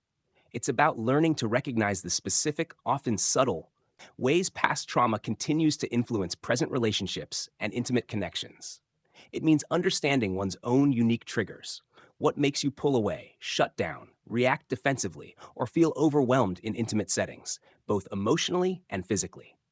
Crucially, it involves developing new, healthier ways of relating, both to oneself, cultivating self compassion and self worth, and to others. This includes learning to identify and express needs clearly and directly, to set and maintain healthy boundaries with compassion and firmness, and to communicate authentically and vulnerably, even when it feels terrifying. It's about learning to distinguish between past threats and present safety, and to respond to the present reality rather than the echoes of the past. Ultimately, it's about reclaiming the capacity for healthy connection, for genuine intimacy, and for experiencing love and sexuality in a way that feels safe, respectful, consensual, and truly pleasurable. A way that is chosen, not compelled by past wounds. This often requires immense courage from the survivor, as it means risking vulnerability in a new way, daring to trust where trust was once brutally broken, and stepping into the unknown territory of healthy connection. It also often requires the unwavering patience, profound understanding, and consistent presence of a skilled therapist or a truly compassionate and understanding partner who can help create new, corrective relational experiences. These new experiences, consistently provided in a safe and predictable context, slowly teach the nervous system that love and connection can indeed be safe, that vulnerability can lead to deeper connection and not further harm, and that intimacy can be a source of profound healing and joy rather than fear or pain. It's a journey of rewriting the internal scripts of relationship, moving from a narrative of danger, betrayal, and isolation to one of possibility, profound connection, and mutual flourishing. This process allows survivors to slowly, cautiously, and then more confidently open their hearts and bodies to the transformative power of healthy, loving relationships, reclaiming a fundamental aspect of human flourishing and well being that trauma had attempted to steal. It is a testament to the enduring human need for connection and the remarkable capacity for repair. Chapter 10: Developmental Trauma, the Hidden Epidemic. This is a profoundly crucial chapter, one that is absolutely vital for understanding the full, often devastating scope of trauma's impact. This chapter focuses specifically on the enduring and pervasive effects of trauma experienced in childhood, especially when it involves chronic, ongoing, and pervasive abuse or neglect. This isn't just about isolated bad experiences like a single frightening event. It's about a relentless shaping force, a continuous assault on a child's developing sense of self and safety. This is not just trauma in a general sense, as if it were a single event like a car accident or a natural disaster, but a distinct and deeply impactful condition known as developmental trauma. It is an epidemic that often hides in plain sight, its true nature misunderstood, mislabeled, or completely missed by both individuals and the systems meant to help them. What makes it distinct is that when trauma happens during childhood, particularly when it's ongoing, inescapable, and involves the primary caregivers, the very people a child depends on for survival, love, and emotional security, it doesn't just create a bad memory or a single traumatic event that can be processed and filed away. Instead, it fundamentally affects the very development of the child's brain, their ability to self-regulate. That is, to manage their emotions, thoughts, and behaviors in a healthy, adaptive way, and their capacity for forming healthy, secure, and lasting relationships. A child's brain is still rapidly forming, organizing itself, and laying down its foundational wiring during these crucial early years, from infancy through adolescence. Chronic exposure to fear, helplessness, emotional neglect, and unpredictable chaos literally shapes its architecture in maladaptive ways, prioritizing survival mechanisms over healthy development. This sets them up for lifelong struggles that can feel utterly overwhelming, inexplicable, and deeply ingrained, as if they are simply who they are. Imagine a child growing up in a constant state of fear, never knowing if they'll be safe from one moment to the next, never experiencing consistent love, comfort, or predictable protection. Their world is unpredictable, often terrifying, a place where the source of comfort is also the source of pain. Their brain learns, implicitly and deeply, that the world is a dangerous, unreliable place, and that they cannot rely on others for safety, comfort, or consistent care. This profound insecurity impacts everything, from their ability to learn in school to their capacity for joy and play. Their stress response system, designed for short bursts of emergency, is constantly activated, stuck in a perpetual state of alarm. This makes it incredibly hard for them to calm down, to relax, or to feel at ease. Their amygdala, the brain's smoke detector, is perpetually on high alert, while their prefrontal cortex, the executive function center, struggles to come online and help them think clearly or regulate emotions. Their ability to understand and manage their own emotions is severely stunted because they never learned how from a stable, attuned caregiver who could help them co-regulate and model healthy emotional responses. They might feel easily overwhelmed by intense feelings, experiencing emotional storms that seem to come out of nowhere, or conversely, feel numb and profoundly disconnected from their emotions altogether, as a desperate attempt to cope with the internal chaos. This makes it incredibly difficult for them to identify what they're feeling, let alone express it in a healthy way. This early, pervasive trauma can lead to a lifetime of struggles that are frequently misdiagnosed as other mental health conditions, obscuring the true root of the problem and leading to ineffective treatments. For example, a child with developmental trauma might be seen as having ADHD because they struggle to focus, are easily distracted by internal or external stimuli, or appear hyperactive and restless. In reality, their difficulty concentrating might stem from constant internal hypervigilance. Their brain always scanning for threats, making it impossible to settle down and focus on a task. Their hyperactivity might be a nervous system stuck in flight mode, an inability to be still. They might be diagnosed with bipolar disorder due to extreme, rapid mood swings, which are actually a result of their profound inability to regulate intense emotions, cycling between overwhelming anxiety, explosive rage, deep despair, and sudden emotional shutdowns. These are not necessarily true mood disorders, but rather manifestations of a dysregulated nervous system struggling to cope with overwhelming internal states. They might be labeled with conduct disorder because they act out, become aggressive, or engage in risky behaviors, when in reality, They're desperately trying to cope with overwhelming internal chaos, a deep sense of injustice, a profound lack of control over their own lives, or a desperate attempt to feel something when they are otherwise numb. The underlying issue, the developmental trauma, the early chronic relational wounds, the constant internal battle for survival, often goes unrecognized, leading to treatments that only address the surface symptoms and don't fully address the true root cause of their suffering, leaving them stuck in a cycle of distress, shame, and repeated difficulties.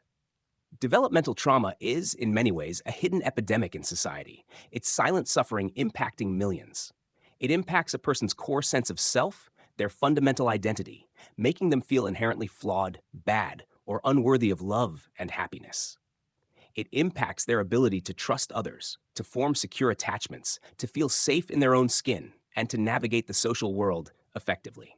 It can manifest as chronic emotional dysregulation, difficulty managing emotions, a fractured or unstable sense of identity. Who am I, really?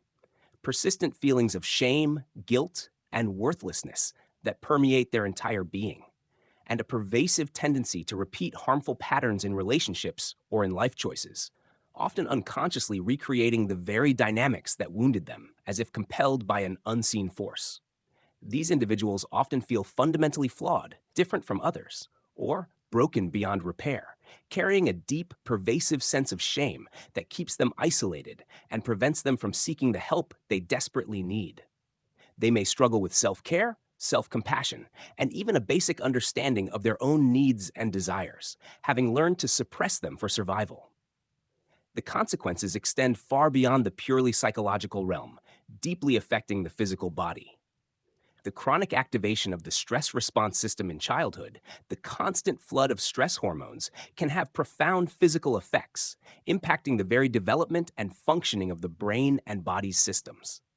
It can lead to a higher susceptibility to chronic pain, digestive issues like irritable bowel syndrome, autoimmune disorders, and other stress-related physical ailments later in life. The constant internal chaos and vigilance are incredibly exhausting, leading to chronic fatigue that no amount of sleep can cure, persistent brain fog that impairs clear thinking, and a pervasive sense of depletion, as if their energy reserves are constantly running on empty. Their bodies are literally holding the score of the trauma, manifesting as physical symptoms that are often dismissed as psychosomatic or unrelated to their past. This constant internal battle takes a tremendous toll on their physical health, often leading to a shorter lifespan and a reduced quality of life. Recognizing and understanding developmental trauma is the first, crucial, and most compassionate step toward providing the right kind of support and therapy that can truly help these individuals heal and build a life of safety, connection, and meaning. It requires a comprehensive, integrated approach that addresses the body, the brain, the emotions, and the relational wounds, acknowledging that all these aspects are intertwined. It's about slowly, carefully, and compassionately rebuilding their sense of self, their capacity for self-regulation, and their ability to form healthy, secure relationships. This often involves therapies that directly help regulate the nervous system, like somatic experiencing or neurofeedback, rebuild a sense of internal safety and embodiment, process fragmented and nonverbal memories, like EMDR, and provide new, corrective relational experiences through attuned, consistent, and safe therapy. It's a long journey, often requiring immense patience and persistence from both the individual and their support system. But it is one that offers profound hope for transformation, allowing individuals to move from a state of constant survival to one of thriving and genuine connection. It's about helping them reclaim their inherent worth, rewrite their life story, and build a future that is truly their own, free from the invisible chains of the past. It's a testament to the incredible resilience of the human spirit, even after the most profound early wounds. Chapter 11, The Limits of Talk, Traumatic Memory. As I continued my work, it became profoundly clear that trauma isn't just a story in our minds.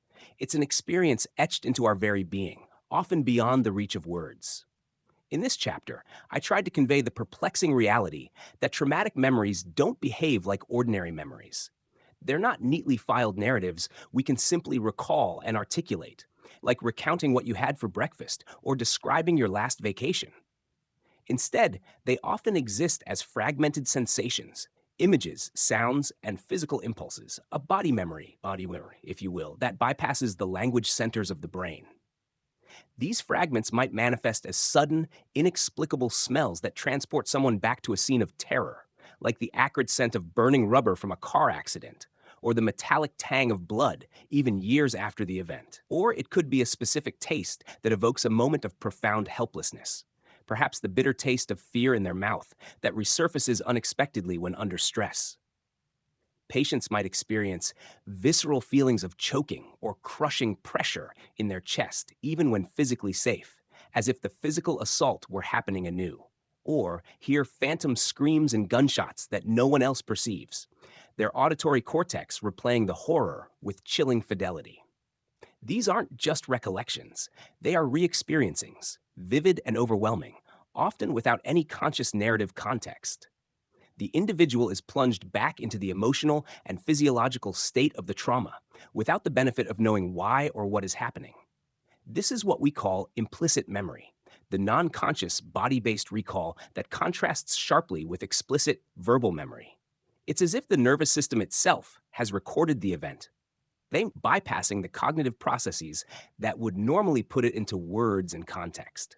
A specific texture, like a rough fabric, might trigger intense revulsion and a feeling of being trapped, or a sudden change in temperature might induce a full-blown panic attack, all without the individual consciously understanding why, leading to immense confusion and self-blame. The brain, in its attempt to cope with an unbearable reality, essentially files these experiences not as coherent stories, but as raw, undigested sensory data and physiological states locked away in the subcortical regions, particularly the limbic system. This can lead to a persistent feeling of being stuck in time, where the past is not truly past, but an ever-present lurking threat, ready to be triggered by the slightest sensory cue, plunging the individual back into terror as if it were happening here and now. The body reacts as if it's still in danger, muscles tensing, heart racing, breath shallow, digestive system shutting down, even when the conscious mind knows it's safe in the present moment, creating a profound and bewildering disconnect between mind and body that can feel like a betrayal. This is precisely why traditional talk therapy, while invaluable for many challenges, often falls short with trauma. My patients would describe feeling stuck, unable to put words to the terror or helplessness they felt, often resorting to vague generalizations. It was just awful. Repetitive phrases, or a complete inability to articulate the core visceral experience, leading to frustration for both patient and therapist. Alternatively, they'd recount events in a flat, detached way, as if watching a movie of their own lives, devoid of emotional resonance, a clear sign of dissociation, a protective mechanism where the mind separates itself from overwhelming reality to survive the unbearable. When the brain is overwhelmed by threat, its primary function shifts from coherent narrative processing to raw survival. The prefrontal cortex, PFC, responsible for logic, reasoning, planning, self-awareness, and language, can effectively go offline, losing its capacity to regulate emotions, inhibit impulsive reactions, and form a coherent narrative. This is often observed as a brain fog, difficulty concentrating, impaired decision-making, or an inability to think clearly under stress that many trauma survivors report, profoundly impacting their daily functioning. Simultaneously, the amygdala, the brain's primitive alarm bell located deep within the limbic system, goes into overdrive, flooding the system with potent stress hormones like cortisol and adrenaline. This keeps the body in a perpetual state of alert, ready for fight, flight, or freeze, even when no external danger exists, leading to chronic anxiety, hypervigilance, and exhaustion. Crucially, the hippocampus, a brain structure vital for forming coherent, contextualized memories and distinguishing past from present, can be suppressed or even shrink in size due to chronic stress and the neurotoxic effects of prolonged cortisol exposure, preventing the traumatic event from being properly filed away as a past event. This means that the traumatic event isn't encoded as a linear story with a beginning, middle, and end, but rather as raw sensory data, physiological states, and fragmented emotional snapshots, making it incredibly difficult to access and process through verbal means alone. Trying to force a verbal account from this nonverbal, body based memory often leads to intellectualization, where the patient talks about the trauma without truly feeling or processing it. They're creating a superficial understanding that doesn't lead to deep, lasting healing. Or it can trigger profound dissociation, where they mentally check out, experiencing a profound detachment from their body, emotions, and surroundings, further entrenching the sense of unreality and disconnection. Worse, it can lead to re traumatization, as the individual is compelled to confront overwhelming sensations and images without the neural resources to integrate them safely, reinforcing the brain's belief that the danger is still present and that the world is an unsafe place. This can deepen the cycle of avoidance and fear, making future therapeutic engagement even more challenging and reinforcing the survivor's belief that they are fundamentally broken or beyond help, leading to feelings of hopelessness, despair, and a pervasive sense of being damaged goods. We discovered that the brain, in its attempt to protect itself during overwhelming experiences, often shuts down the very systems needed to create a coherent story.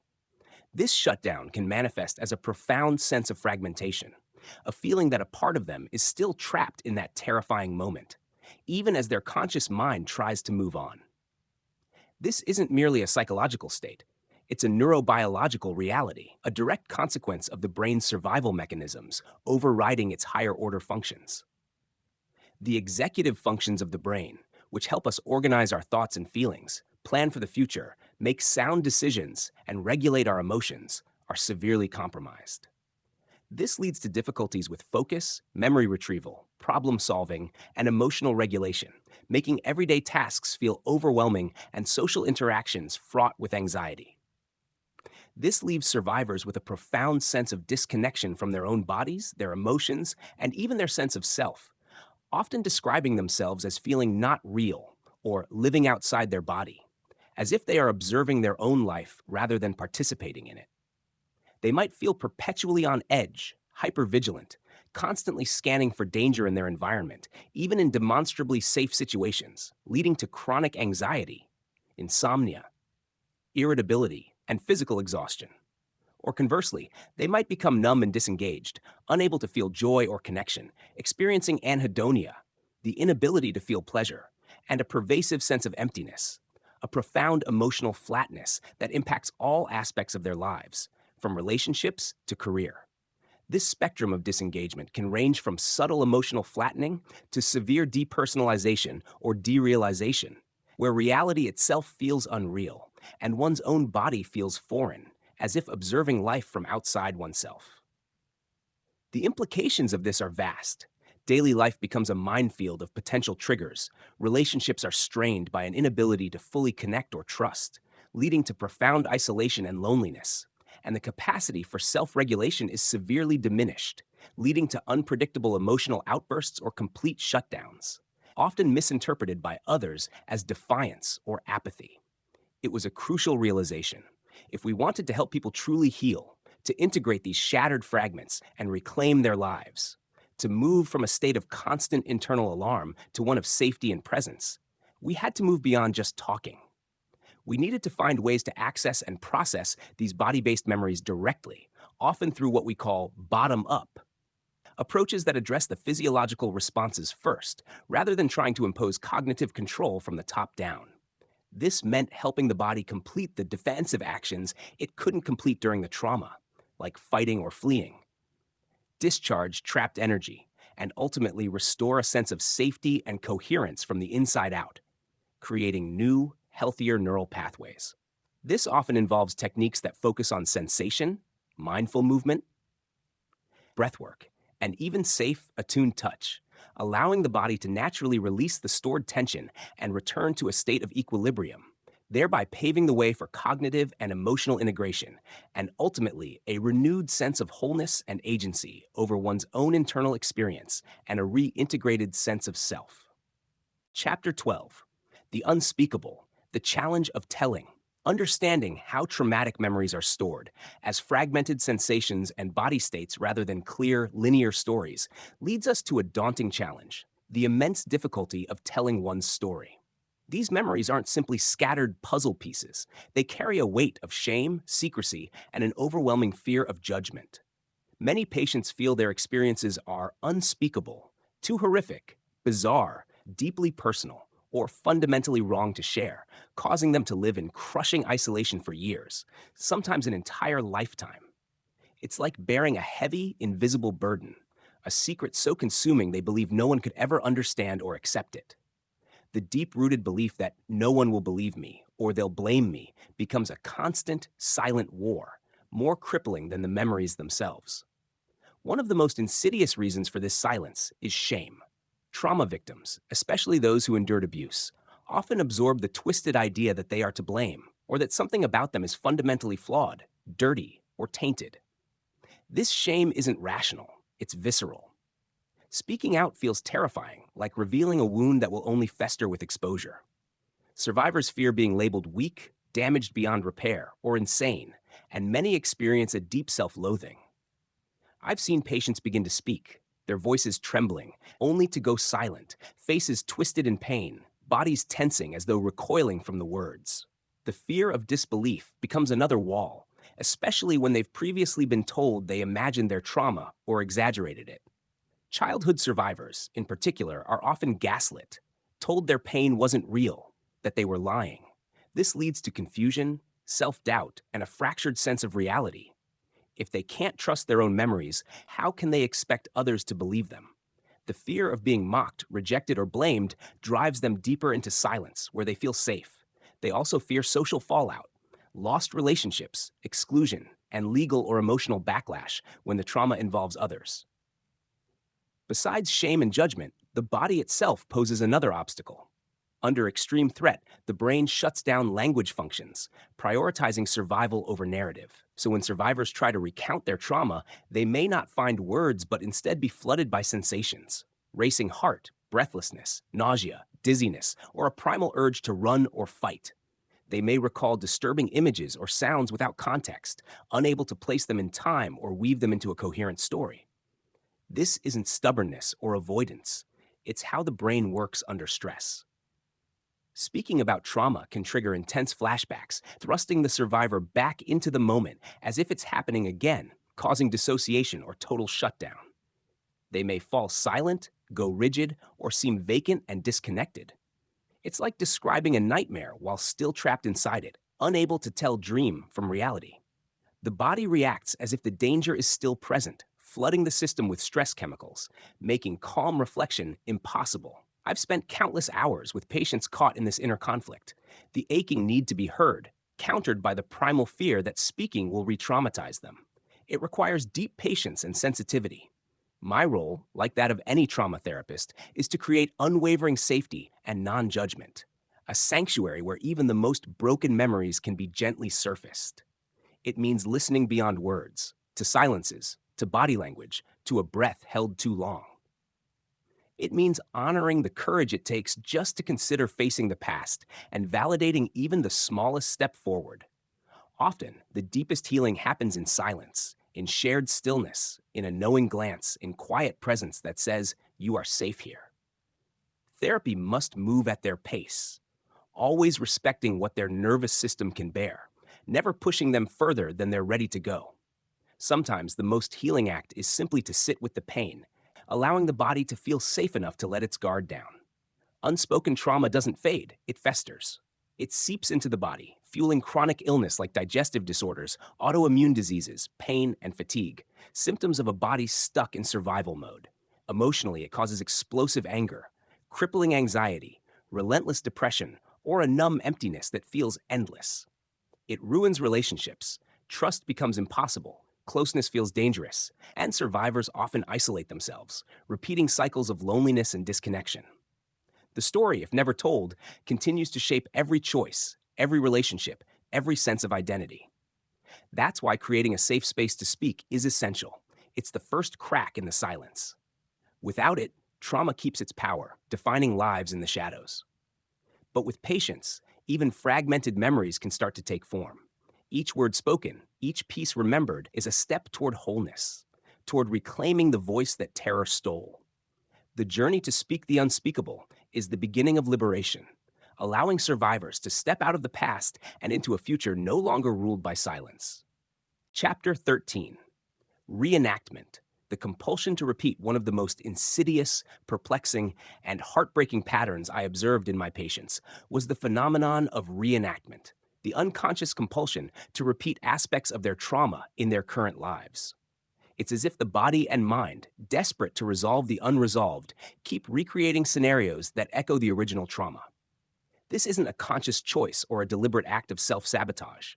It's a deeply ingrained, often bewildering drive to master what was once overwhelming, to finally get it right, or perhaps to simply make the unpredictable predictable, even if that predictability is painful. The brain, wired for pattern recognition and seeking coherence, struggles with experiences that defy understanding or resolution.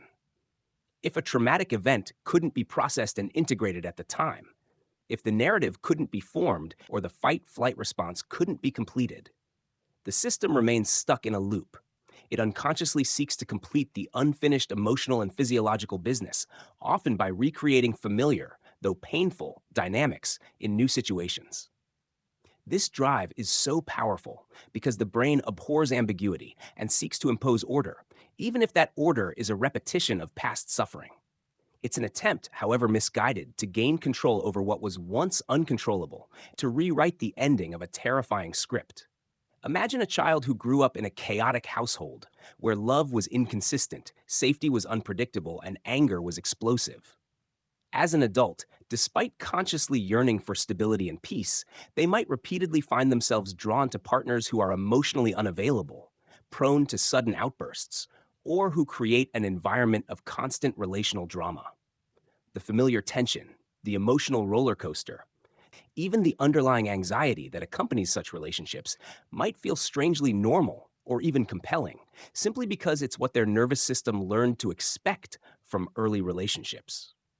This is not about seeking pain, but seeking the known, however damaging. Or consider a veteran who experienced profound helplessness in combat, where their agency was stripped away and they were forced into a passive role. They might unconsciously seek out high-risk, dangerous jobs or activities, like extreme sports or working in volatile environments, not because they enjoy the thrill, but because they are driven by an unacknowledged need to regain control over a life or death situation, to finally win against an invisible enemy, or to prove their strength and competence in the face of perceived threat. This compulsion to repeat stems from the very nature of implicit memory we discussed earlier. The body remembers the patterns of danger, the feelings of helplessness, the moments of betrayal, and without conscious awareness or integration, it tries to complete the unfinished business of the past in the present. It's a tragic paradox. The very attempt to heal, to find resolution, can lead to further pain and reinforce the original trauma's grip, deepening the sense of being trapped by one's history. This often leads to a cycle of repetition, pulling individuals into destructive relationships, risky behaviors, or situations that mirror their past pain. A child abused might seek out abusive partners, not because they consciously want to be hurt, but because the dynamics of control, powerlessness, and even the familiar tension and emotional volatility resonate with their deeply ingrained relational templates. The known, however painful, can feel safer and more predictable than the terrifying unknown of truly healthy connection, which might feel foreign or even threatening. Someone who experienced profound neglect might repeatedly find themselves in situations where they are overlooked, abandoned, or taken advantage of, unconsciously recreating the very conditions that caused them pain, perhaps because it's the only love or attention they know, or because they feel inherently unworthy of anything better. This pattern isn't limited to romantic relationships. It can manifest in career choices, where individuals repeatedly find themselves in oppressive work environments, constantly battling against authority figures, or sabotaging their own success just as they approach a breakthrough. It appears in social patterns, where they struggle to form healthy, reciprocal friendships, always feeling like an outsider, or being drawn to unreliable companions who inevitably let them down, confirming their deep-seated beliefs about relationships. The frustration, confusion, and deep despair my patients expressed when they realized they were repeating these patterns were immense. Why do I keep doing this? They would ask, their voices filled with anguish and self reproach. Why do I always end up in the same place? Am I doomed to repeat this forever? Is there something fundamentally wrong with me? This question reflects the profound sense of helplessness that often accompanies reenactment, as if an invisible, malevolent force is guiding their lives beyond their conscious control. I dedicated this chapter to exploring this powerful, often baffling drive, showing how the past doesn't just haunt us, it actively shapes our present, often without our awareness. The neurobiology behind reenactment is complex but illuminating. When the traumatic memory is not properly processed and filed away, it remains live in the brain's limbic system, particularly the amygdala, the brain's alarm center, and the hippocampus, responsible for contextualizing memories. This means the amygdala continues to perceive echoes of the past as present dangers, triggering the fight, flight, or freeze response even in safe situations, leading to chronic hyperarousal. The body's physiological state, chronic muscle tension, shallow breathing, heightened heart rate, digestive issues, becomes a constant internal alarm, a persistent signal of danger that the conscious mind struggles to interpret. The brain, seeking to make sense of these persistent internal alarms and the accompanying physiological dysregulation, then creates narratives or seeks out external situations that fit this internal state of arousal. So, if your body is constantly bracing for an attack, your brain might unconsciously seek out situations where an attack feels imminent, or interpret neutral situations as threatening, thereby confirming its internal state and creating a perverse sense of coherence. It's a self-fulfilling prophecy driven by an unregulated nervous system, where the past dictates the present, and the present reinforces the past, creating a deeply entrenched cycle that feels impossible to escape. The brain is trying to solve a problem, but it's using an outdated map. Understanding reenactment was key to helping people break free from these self-perpetuating cycles and find new ways of responding to life. The first step, often the most difficult, is simply becoming aware of the pattern.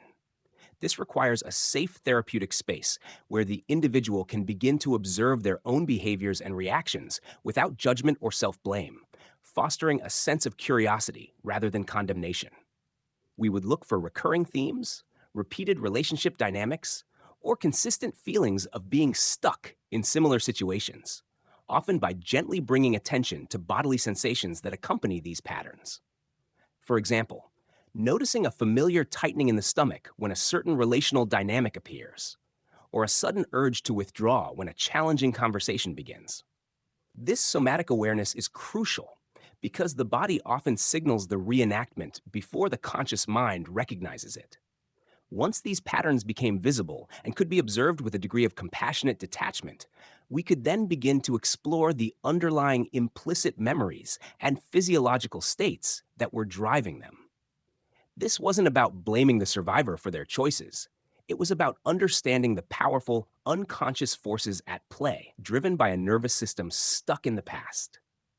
By bringing these unconscious drives into conscious awareness, and by working with the body to process the original, unresolved trauma, allowing for the discharge of trapped energy or the completion of thwarted defensive actions, such as a subtle movement of the arm that was once frozen in fear, we could begin to interrupt the cycle. It's a slow, painstaking process of learning to recognize the familiar pull of the past, the subtle internal cues that signal a potential reenactment, and then, with consistent support and self-compassion, consciously choosing a different path. A path that leads towards safety, healing, and genuine connection, rather than repeating the painful echoes of what once was. This conscious choice, however small and difficult at first, is the beginning of true freedom from the past's relentless grip, allowing for the creation of new, healthier patterns and a future no longer dictated by trauma. It is the courageous act of rewriting one's own script, one mindful choice at a time. Chapter 14, Finding Your Voice, the Power of Narrative. While the limits of talk are clear when addressing the body's memory of trauma, it became profoundly evident that ultimately, finding a voice and constructing a coherent narrative is a vital, indispensable part of healing.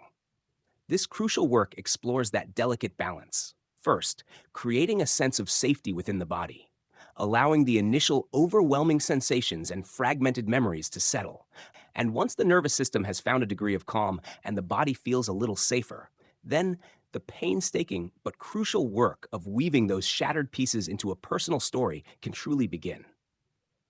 It's about moving from the chaotic, nonverbal, often terrifying experience of trauma to a place where one can articulate, this happened to me, and this is how I survived. This is what it felt like in my body.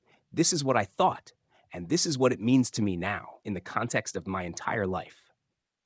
This journey is not about erasing the past, but about integrating it, making sense of the senseless, and reclaiming ownership of one's own experience, rather than being perpetually owned by it.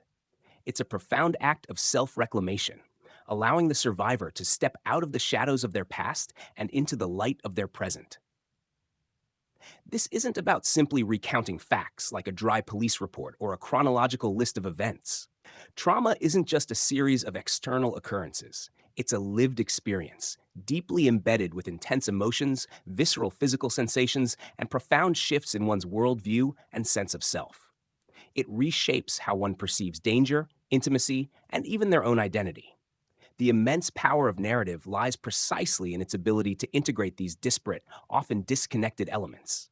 It's about creating a story that bravely includes the terror, the helplessness, the anger, the profound shame, and the grief, but also, crucially, the moments of resilience, the acts of courage, however small, and the eventual journey towards healing and reclaiming agency. When a traumatic event occurs, the brain, overwhelmed by the sheer intensity and lack of control, often fails to properly file it away in the hippocampus, the brain's memory filing cabinet. Instead, it remains as a raw, undigested experience, stored implicitly in the amygdala and other subcortical regions, constantly intruding into the present as flashbacks, nightmares, or inexplicable physical sensations. This implicit memory is not consciously accessible in a narrative form. It's a feeling, a sensation, a fragment of an image. Constructing a narrative helps the brain to process this raw, unintegrated data, to put it into a sequence, to give it a beginning, a middle, and an end, thereby moving it from the hot, emotionally charged implicit memory system to the cooler, more contextualized explicit memory system. This process, often called meaning making, allows the individual to move from being trapped in a timeless, terrifying present, constantly re experiencing the past, to understanding that the event is truly in the past, a part of their history, but no longer their present reality. It provides a sense of order and predictability where once there was only chaos, allowing the nervous system to finally stand down from constant alert. This shift is not merely cognitive, it has profound neurobiological implications, as the brain learns to differentiate between past threat and present safety, allowing for a reduction in chronic hyperarousal and a greater capacity for emotional regulation. The role of the therapist in this process is not just to passively listen, but to act as a compassionate witness and a co-creator of the narrative. This means holding a space of unwavering acceptance, where the survivor feels truly safe to explore the most painful and shameful aspects of their experience without fear of judgment or disbelief. It's about helping the survivor find the words, even when words feel utterly inadequate or impossible to form, when their throat tightens or their mind goes blank. Sometimes, this means gently guiding them to describe the sensations in their body. What do you feel in your chest right now as you recall that? Or where do you notice that knot of fear in your stomach? The images in their mind, or the emotions that arise, and then helping them connect these internal, implicit experiences to the external events. It might involve asking open-ended questions like, what happened next? Or what did you feel in your body at that exact moment? Or what did you want to do or say, even if you couldn't? The therapist might also help by reflecting back what they hear, helping to organize fragmented pieces into a more cohesive whole, or by offering gentle interpretations that help the survivor make sense of their reactions. This process is rarely linear. It often involves circling back, revisiting moments multiple times, and allowing new details, sensations, or feelings to emerge as the nervous system becomes more regulated and the survivor feels safer to delve deeper. The therapist holds the space with unwavering presence, provides a consistent sense of safety through their calm demeanor, and regulated nervous system, and actively helps to regulate the patient's nervous system through techniques like paced breathing, grounding exercises, or mindful awareness, so they can tolerate the difficult emotions and sensations that inevitably arise during the storytelling without becoming overwhelmed or dissociating. This co regulation is fundamental, allowing the patient to slowly expand their window of tolerance for distress, enabling them to stay present with their experience long enough to process it. I saw firsthand how a coherent narrative helps the brain integrate fragmented memories, literally rewiring neural pathways. When the brain can connect the dots, when it can understand the sequence of events, recognize one's own responses, both internal and external, and begin to make sense of the senseless, the traumatic memory loses some of its power to overwhelm and hijack the present. It becomes a memory, a part of one's past, not a re experience that feels like it's happening all over again. For example, a patient might initially only be able to describe a blinding flash of light and an overwhelming feeling of intense fear, triggering debilitating panic attacks whenever they hear a loud noise. Through careful, paced narrative work, gently guided by the therapist, they might eventually connect that flash of light to a specific car's headlights, the fear to the precise moment of impact in an accident, and then be able to articulate the full sequence of the accident, their subsequent feelings of shock, vulnerability, and even their own resilience in the aftermath. This allows the brain to file the memory correctly, reducing its intrusive nature. Another example might be a survivor of childhood abuse who initially only experiences vague feelings of shame and worthlessness. Through narrative work, they might connect these feelings to specific instances of abuse, understand the perpetrator's actions, and then articulate their own feelings of anger and betrayal, realizing that the shame belongs to the abuser, not to them. This integration is profoundly empowering. It allows survivors to reclaim their history and their identity, moving from being passive victims of their past, trapped in a cycle of repetition and internal chaos, to active agents in their present. They are no longer defined solely by what happened to them, but by how they navigated it, how they survived, and how they are actively rebuilding their lives. This shift is a powerful act of self-authorship, transforming a chaotic collection of fragments into a meaningful life story. This process of narrative construction is profoundly empowering, allowing survivors to reclaim their history and their identity. It's a fundamental shift from a feeling of being shattered, helpless, and defined by a chaotic past to one of coherence, agency, and a sense of continuity. We used various approaches to facilitate this vital work, recognizing that different individuals resonate with different modalities. Journaling could be an incredibly powerful tool, allowing individuals to write their story at their own pace, in the privacy of their own space, without the pressure of an immediate audience. This self-paced reflection fosters self-discovery, allows for the raw, unfiltered expression of thoughts and feelings, and helps to organize fragmented memories into a written timeline, making the abstract concrete. It can be a safe way to practice telling the story before sharing it with others. Expressive arts therapy, like drawing, painting, sculpting, or even dramatic enactment, could help externalize the unspeakable, giving tangible form to emotions and experiences that words simply couldn't capture. For those who felt verbally blocked or overwhelmed by the intensity of their memories, these creative outlets provided a crucial bypass, allowing for release and integration through a different, often more primal modality. A drawing might convey the feeling of being trapped more powerfully than any words, or a dance movement might express a thwarted flight response. Group therapy, in a carefully facilitated and safe environment, also offered a unique and powerful opportunity for narrative work. Hearing others' stories and sharing one's own in a supportive setting could break down the intense isolation and shame that trauma often creates, fostering a profound sense of shared humanity and mutual understanding. The simple act of being believed and understood by peers who have walked a similar path was often a powerful catalyst for healing, dissolving years of internalized shame and fostering a sense of belonging. The group provides a living laboratory for practicing new ways of relating and being seen. The ultimate goal of this deep work was to help individuals become the authors of their own stories, moving from being defined by their trauma to understanding it as a significant but ultimately integrated chapter in their larger life narrative. This shift is not about forgetting or minimizing the pain. That would be a disservice to their experience and invalidate their suffering. Instead, it's about integrating it into a broader, more nuanced understanding of who they are, acknowledging the suffering while also recognizing their strength, resilience, and the profound wisdom gained. It's about moving from, it happened to me and I was broken by it, to, I survived this and this is what I learned about myself, about resilience, about the human spirit, and about life itself. This profound process allows survivors to transform their suffering into wisdom, to find meaning in their experiences, and to ultimately build a future that is not dictated by the shadows of the past, but illuminated by the strength, insight, and compassion they have gained.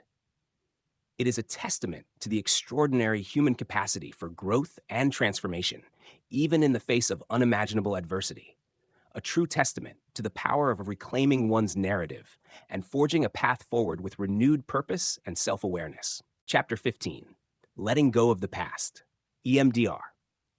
As our understanding of trauma deepened and we recognized the inherent limitations of traditional talk therapy for deeply embedded nonverbal memories, we sought more effective ways to help people process these experiences. It was in this quest that I encountered eye movement desensitization and reprocessing, or EMDR. This was a true game changer for many of my patients, offering a pathway to healing that often felt faster, more profound, and more complete than methods we had previously relied upon. When I first learned about it, it felt almost counterintuitive, a technique that seemed deceptively simple for such complex human suffering. Asking someone to recall a distressing memory while simultaneously engaging in bilateral stimulation, often through guided eye movements, but sometimes through alternating sounds or gentle alternating taps on the hands or knees. Yet, the results were often remarkable, providing a sense of relief and resolution that was truly transformative, allowing individuals to finally feel free from the relentless, often debilitating grip of their past. This liberation wasn't just mental, it was deeply physical, as if the body itself could finally release its chronic tension and vigilance, allowing for a profound sigh of relief. The core theory behind EMDR is called Adaptive Information Processing, AIP. This theory suggests that when a traumatic event occurs, especially one that is overwhelming or highly distressing, the brain's normal processing system can be completely overwhelmed and thus unable to fully integrate the experience.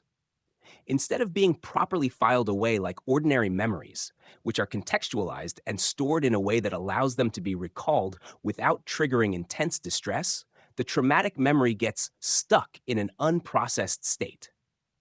This means it retains its original intensity, complete with the raw, vivid images, the original negative thoughts. I'm helpless. I'm bad. I'm not safe. It's my fault. The intense feelings, terror, shame, rage, profound sadness, guilt, and the distressing body sensations, tightness in the chest, nausea, trembling, a feeling of being frozen or trapped, shortness of breath, that were present during the trauma. Because it's unprocessed, it feels as if the event is still happening in the present, constantly intruding into daily life through vivid flashbacks, terrifying nightmares, and chronic hyperarousal, making it impossible for the individual to fully engage with their current reality, often leading to a pervasive sense of dread and anxiety. EMDR aims to kickstart the brain's natural healing process. Much like how rapid eye movement, REM, sleep helps us process daily experiences and consolidate memories, reducing their emotional charge. During REM sleep, our eyes move rapidly back and forth, and it's believed this bilateral activity helps the brain integrate new information and resolve emotional content from the day. EMDR essentially mimics this natural processing, providing a structured way for the brain to do what it couldn't do on its own during the trauma, to move the traumatic material from a raw, unprocessed state to an integrated, resolved one, thereby allowing the nervous system to finally calm down. During a typical EMDR session, the patient is carefully guided to focus on a specific traumatic memory. This involves identifying the most distressing image associated with the memory, the most disturbing negative belief they hold about themselves related to it. I am worthless. I am unlovable. I am weak. I am permanently damaged. the intense emotions they feel, e.g., rating their fear at a 10 out of 10, and the precise location of those feelings in their body. This initial setup helps to target the unprocessed memory with precision. Simultaneously, they engage in bilateral stimulation, typically by following the therapist's fingers with their eyes as they move back and forth across their field of vision. Alternatively, they might listen to alternating tones through headphones or hold pulsators that vibrate gently in alternating hands. This rhythmic bilateral stimulation seems to activate both hemispheres of the brain in a synchronized way, facilitating the reprocessing of the stuck memory. It's as if the brain is given the gentle nudge it needs to finally digest and integrate the overwhelming experience, moving it from the primitive, emotional parts of the brain, like the amygdala, which signals danger and fear, to the more rational, narrative, and contextualized parts, like the hippocampus, which helps file memories with a time and place, and the prefrontal cortex, which allows for logical understanding, perspective taking, and emotional regulation. The patient doesn't need to talk extensively about the trauma during the processing phases. They simply allow whatever comes up, new thoughts, shifting feelings, emerging images, or changing sensations, to arise, while continuing the bilateral stimulation. The therapist's role is not to interpret, but to check in periodically, asking, "What are you noticing now?" and then resuming the stimulation, allowing the brain's natural processing to unfold organically, trusting its innate capacity for healing. I witnessed truly profound shifts in individuals who had previously been unreachable by other methods, who had carried their burdens for decades, often feeling utterly hopeless about ever finding relief. For example, a patient plagued by a specific, terrifying image from a car accident they experienced years ago, experiencing debilitating panic attacks whenever they saw a similar vehicle or heard a sudden loud noise, might find profound relief. During EMDR, as they focused on that image and followed the eye movements, they might initially feel the intense fear and physical tension, perhaps even re-experiencing the crash momentarily with vivid detail, their body tensing as if bracing for impact. But gradually, over sets of eye movements, the emotional intensity would lessen, the physical sensations would soften, and the image itself might become less vivid or even change. New, adaptive thoughts might spontaneously emerge. "I survived. It's over now. I'm safe in this room," replacing the old negative beliefs that had kept them trapped. The distressing image might become less vivid, or even change its content, becoming smaller, fuzzier, or less threatening, losing its power to trigger overwhelming responses. Patients would describe a sense of the memory losing its emotional charge, becoming simply a past event rather than a present, overwhelming threat. The raw, visceral terror would recede, replaced by a more neutral, integrated understanding, and a new, more positive self-belief might emerge. "I am resilient. I am capable. I am strong." It wasn't about forgetting the trauma, which is impossible and undesirable, but about remembering it without the debilitating emotional and physiological hijack.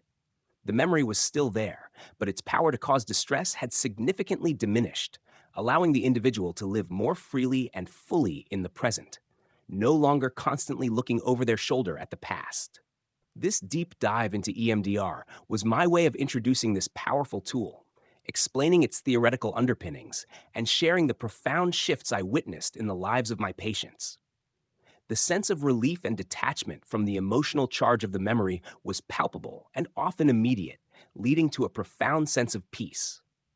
Patients often reported feeling lighter, less burdened, and more present and engaged in their daily lives, able to experience joy and connection again. The constant hypervigilance, intrusive thoughts, and generalized anxiety that had plagued them for years would begin to subside, allowing for better sleep, improved concentration, and a greater capacity for emotional regulation and well-being. They could think about the traumatic event without being overwhelmed, and their bodies would no longer react as if the danger was imminent, allowing their nervous systems to finally calm down and rest, moving from a state of chronic alarm to one of greater equilibrium. This letting go wasn't a forced forgetting or a suppression of memories, but an organic integration, a natural process of the brain finally completing its work.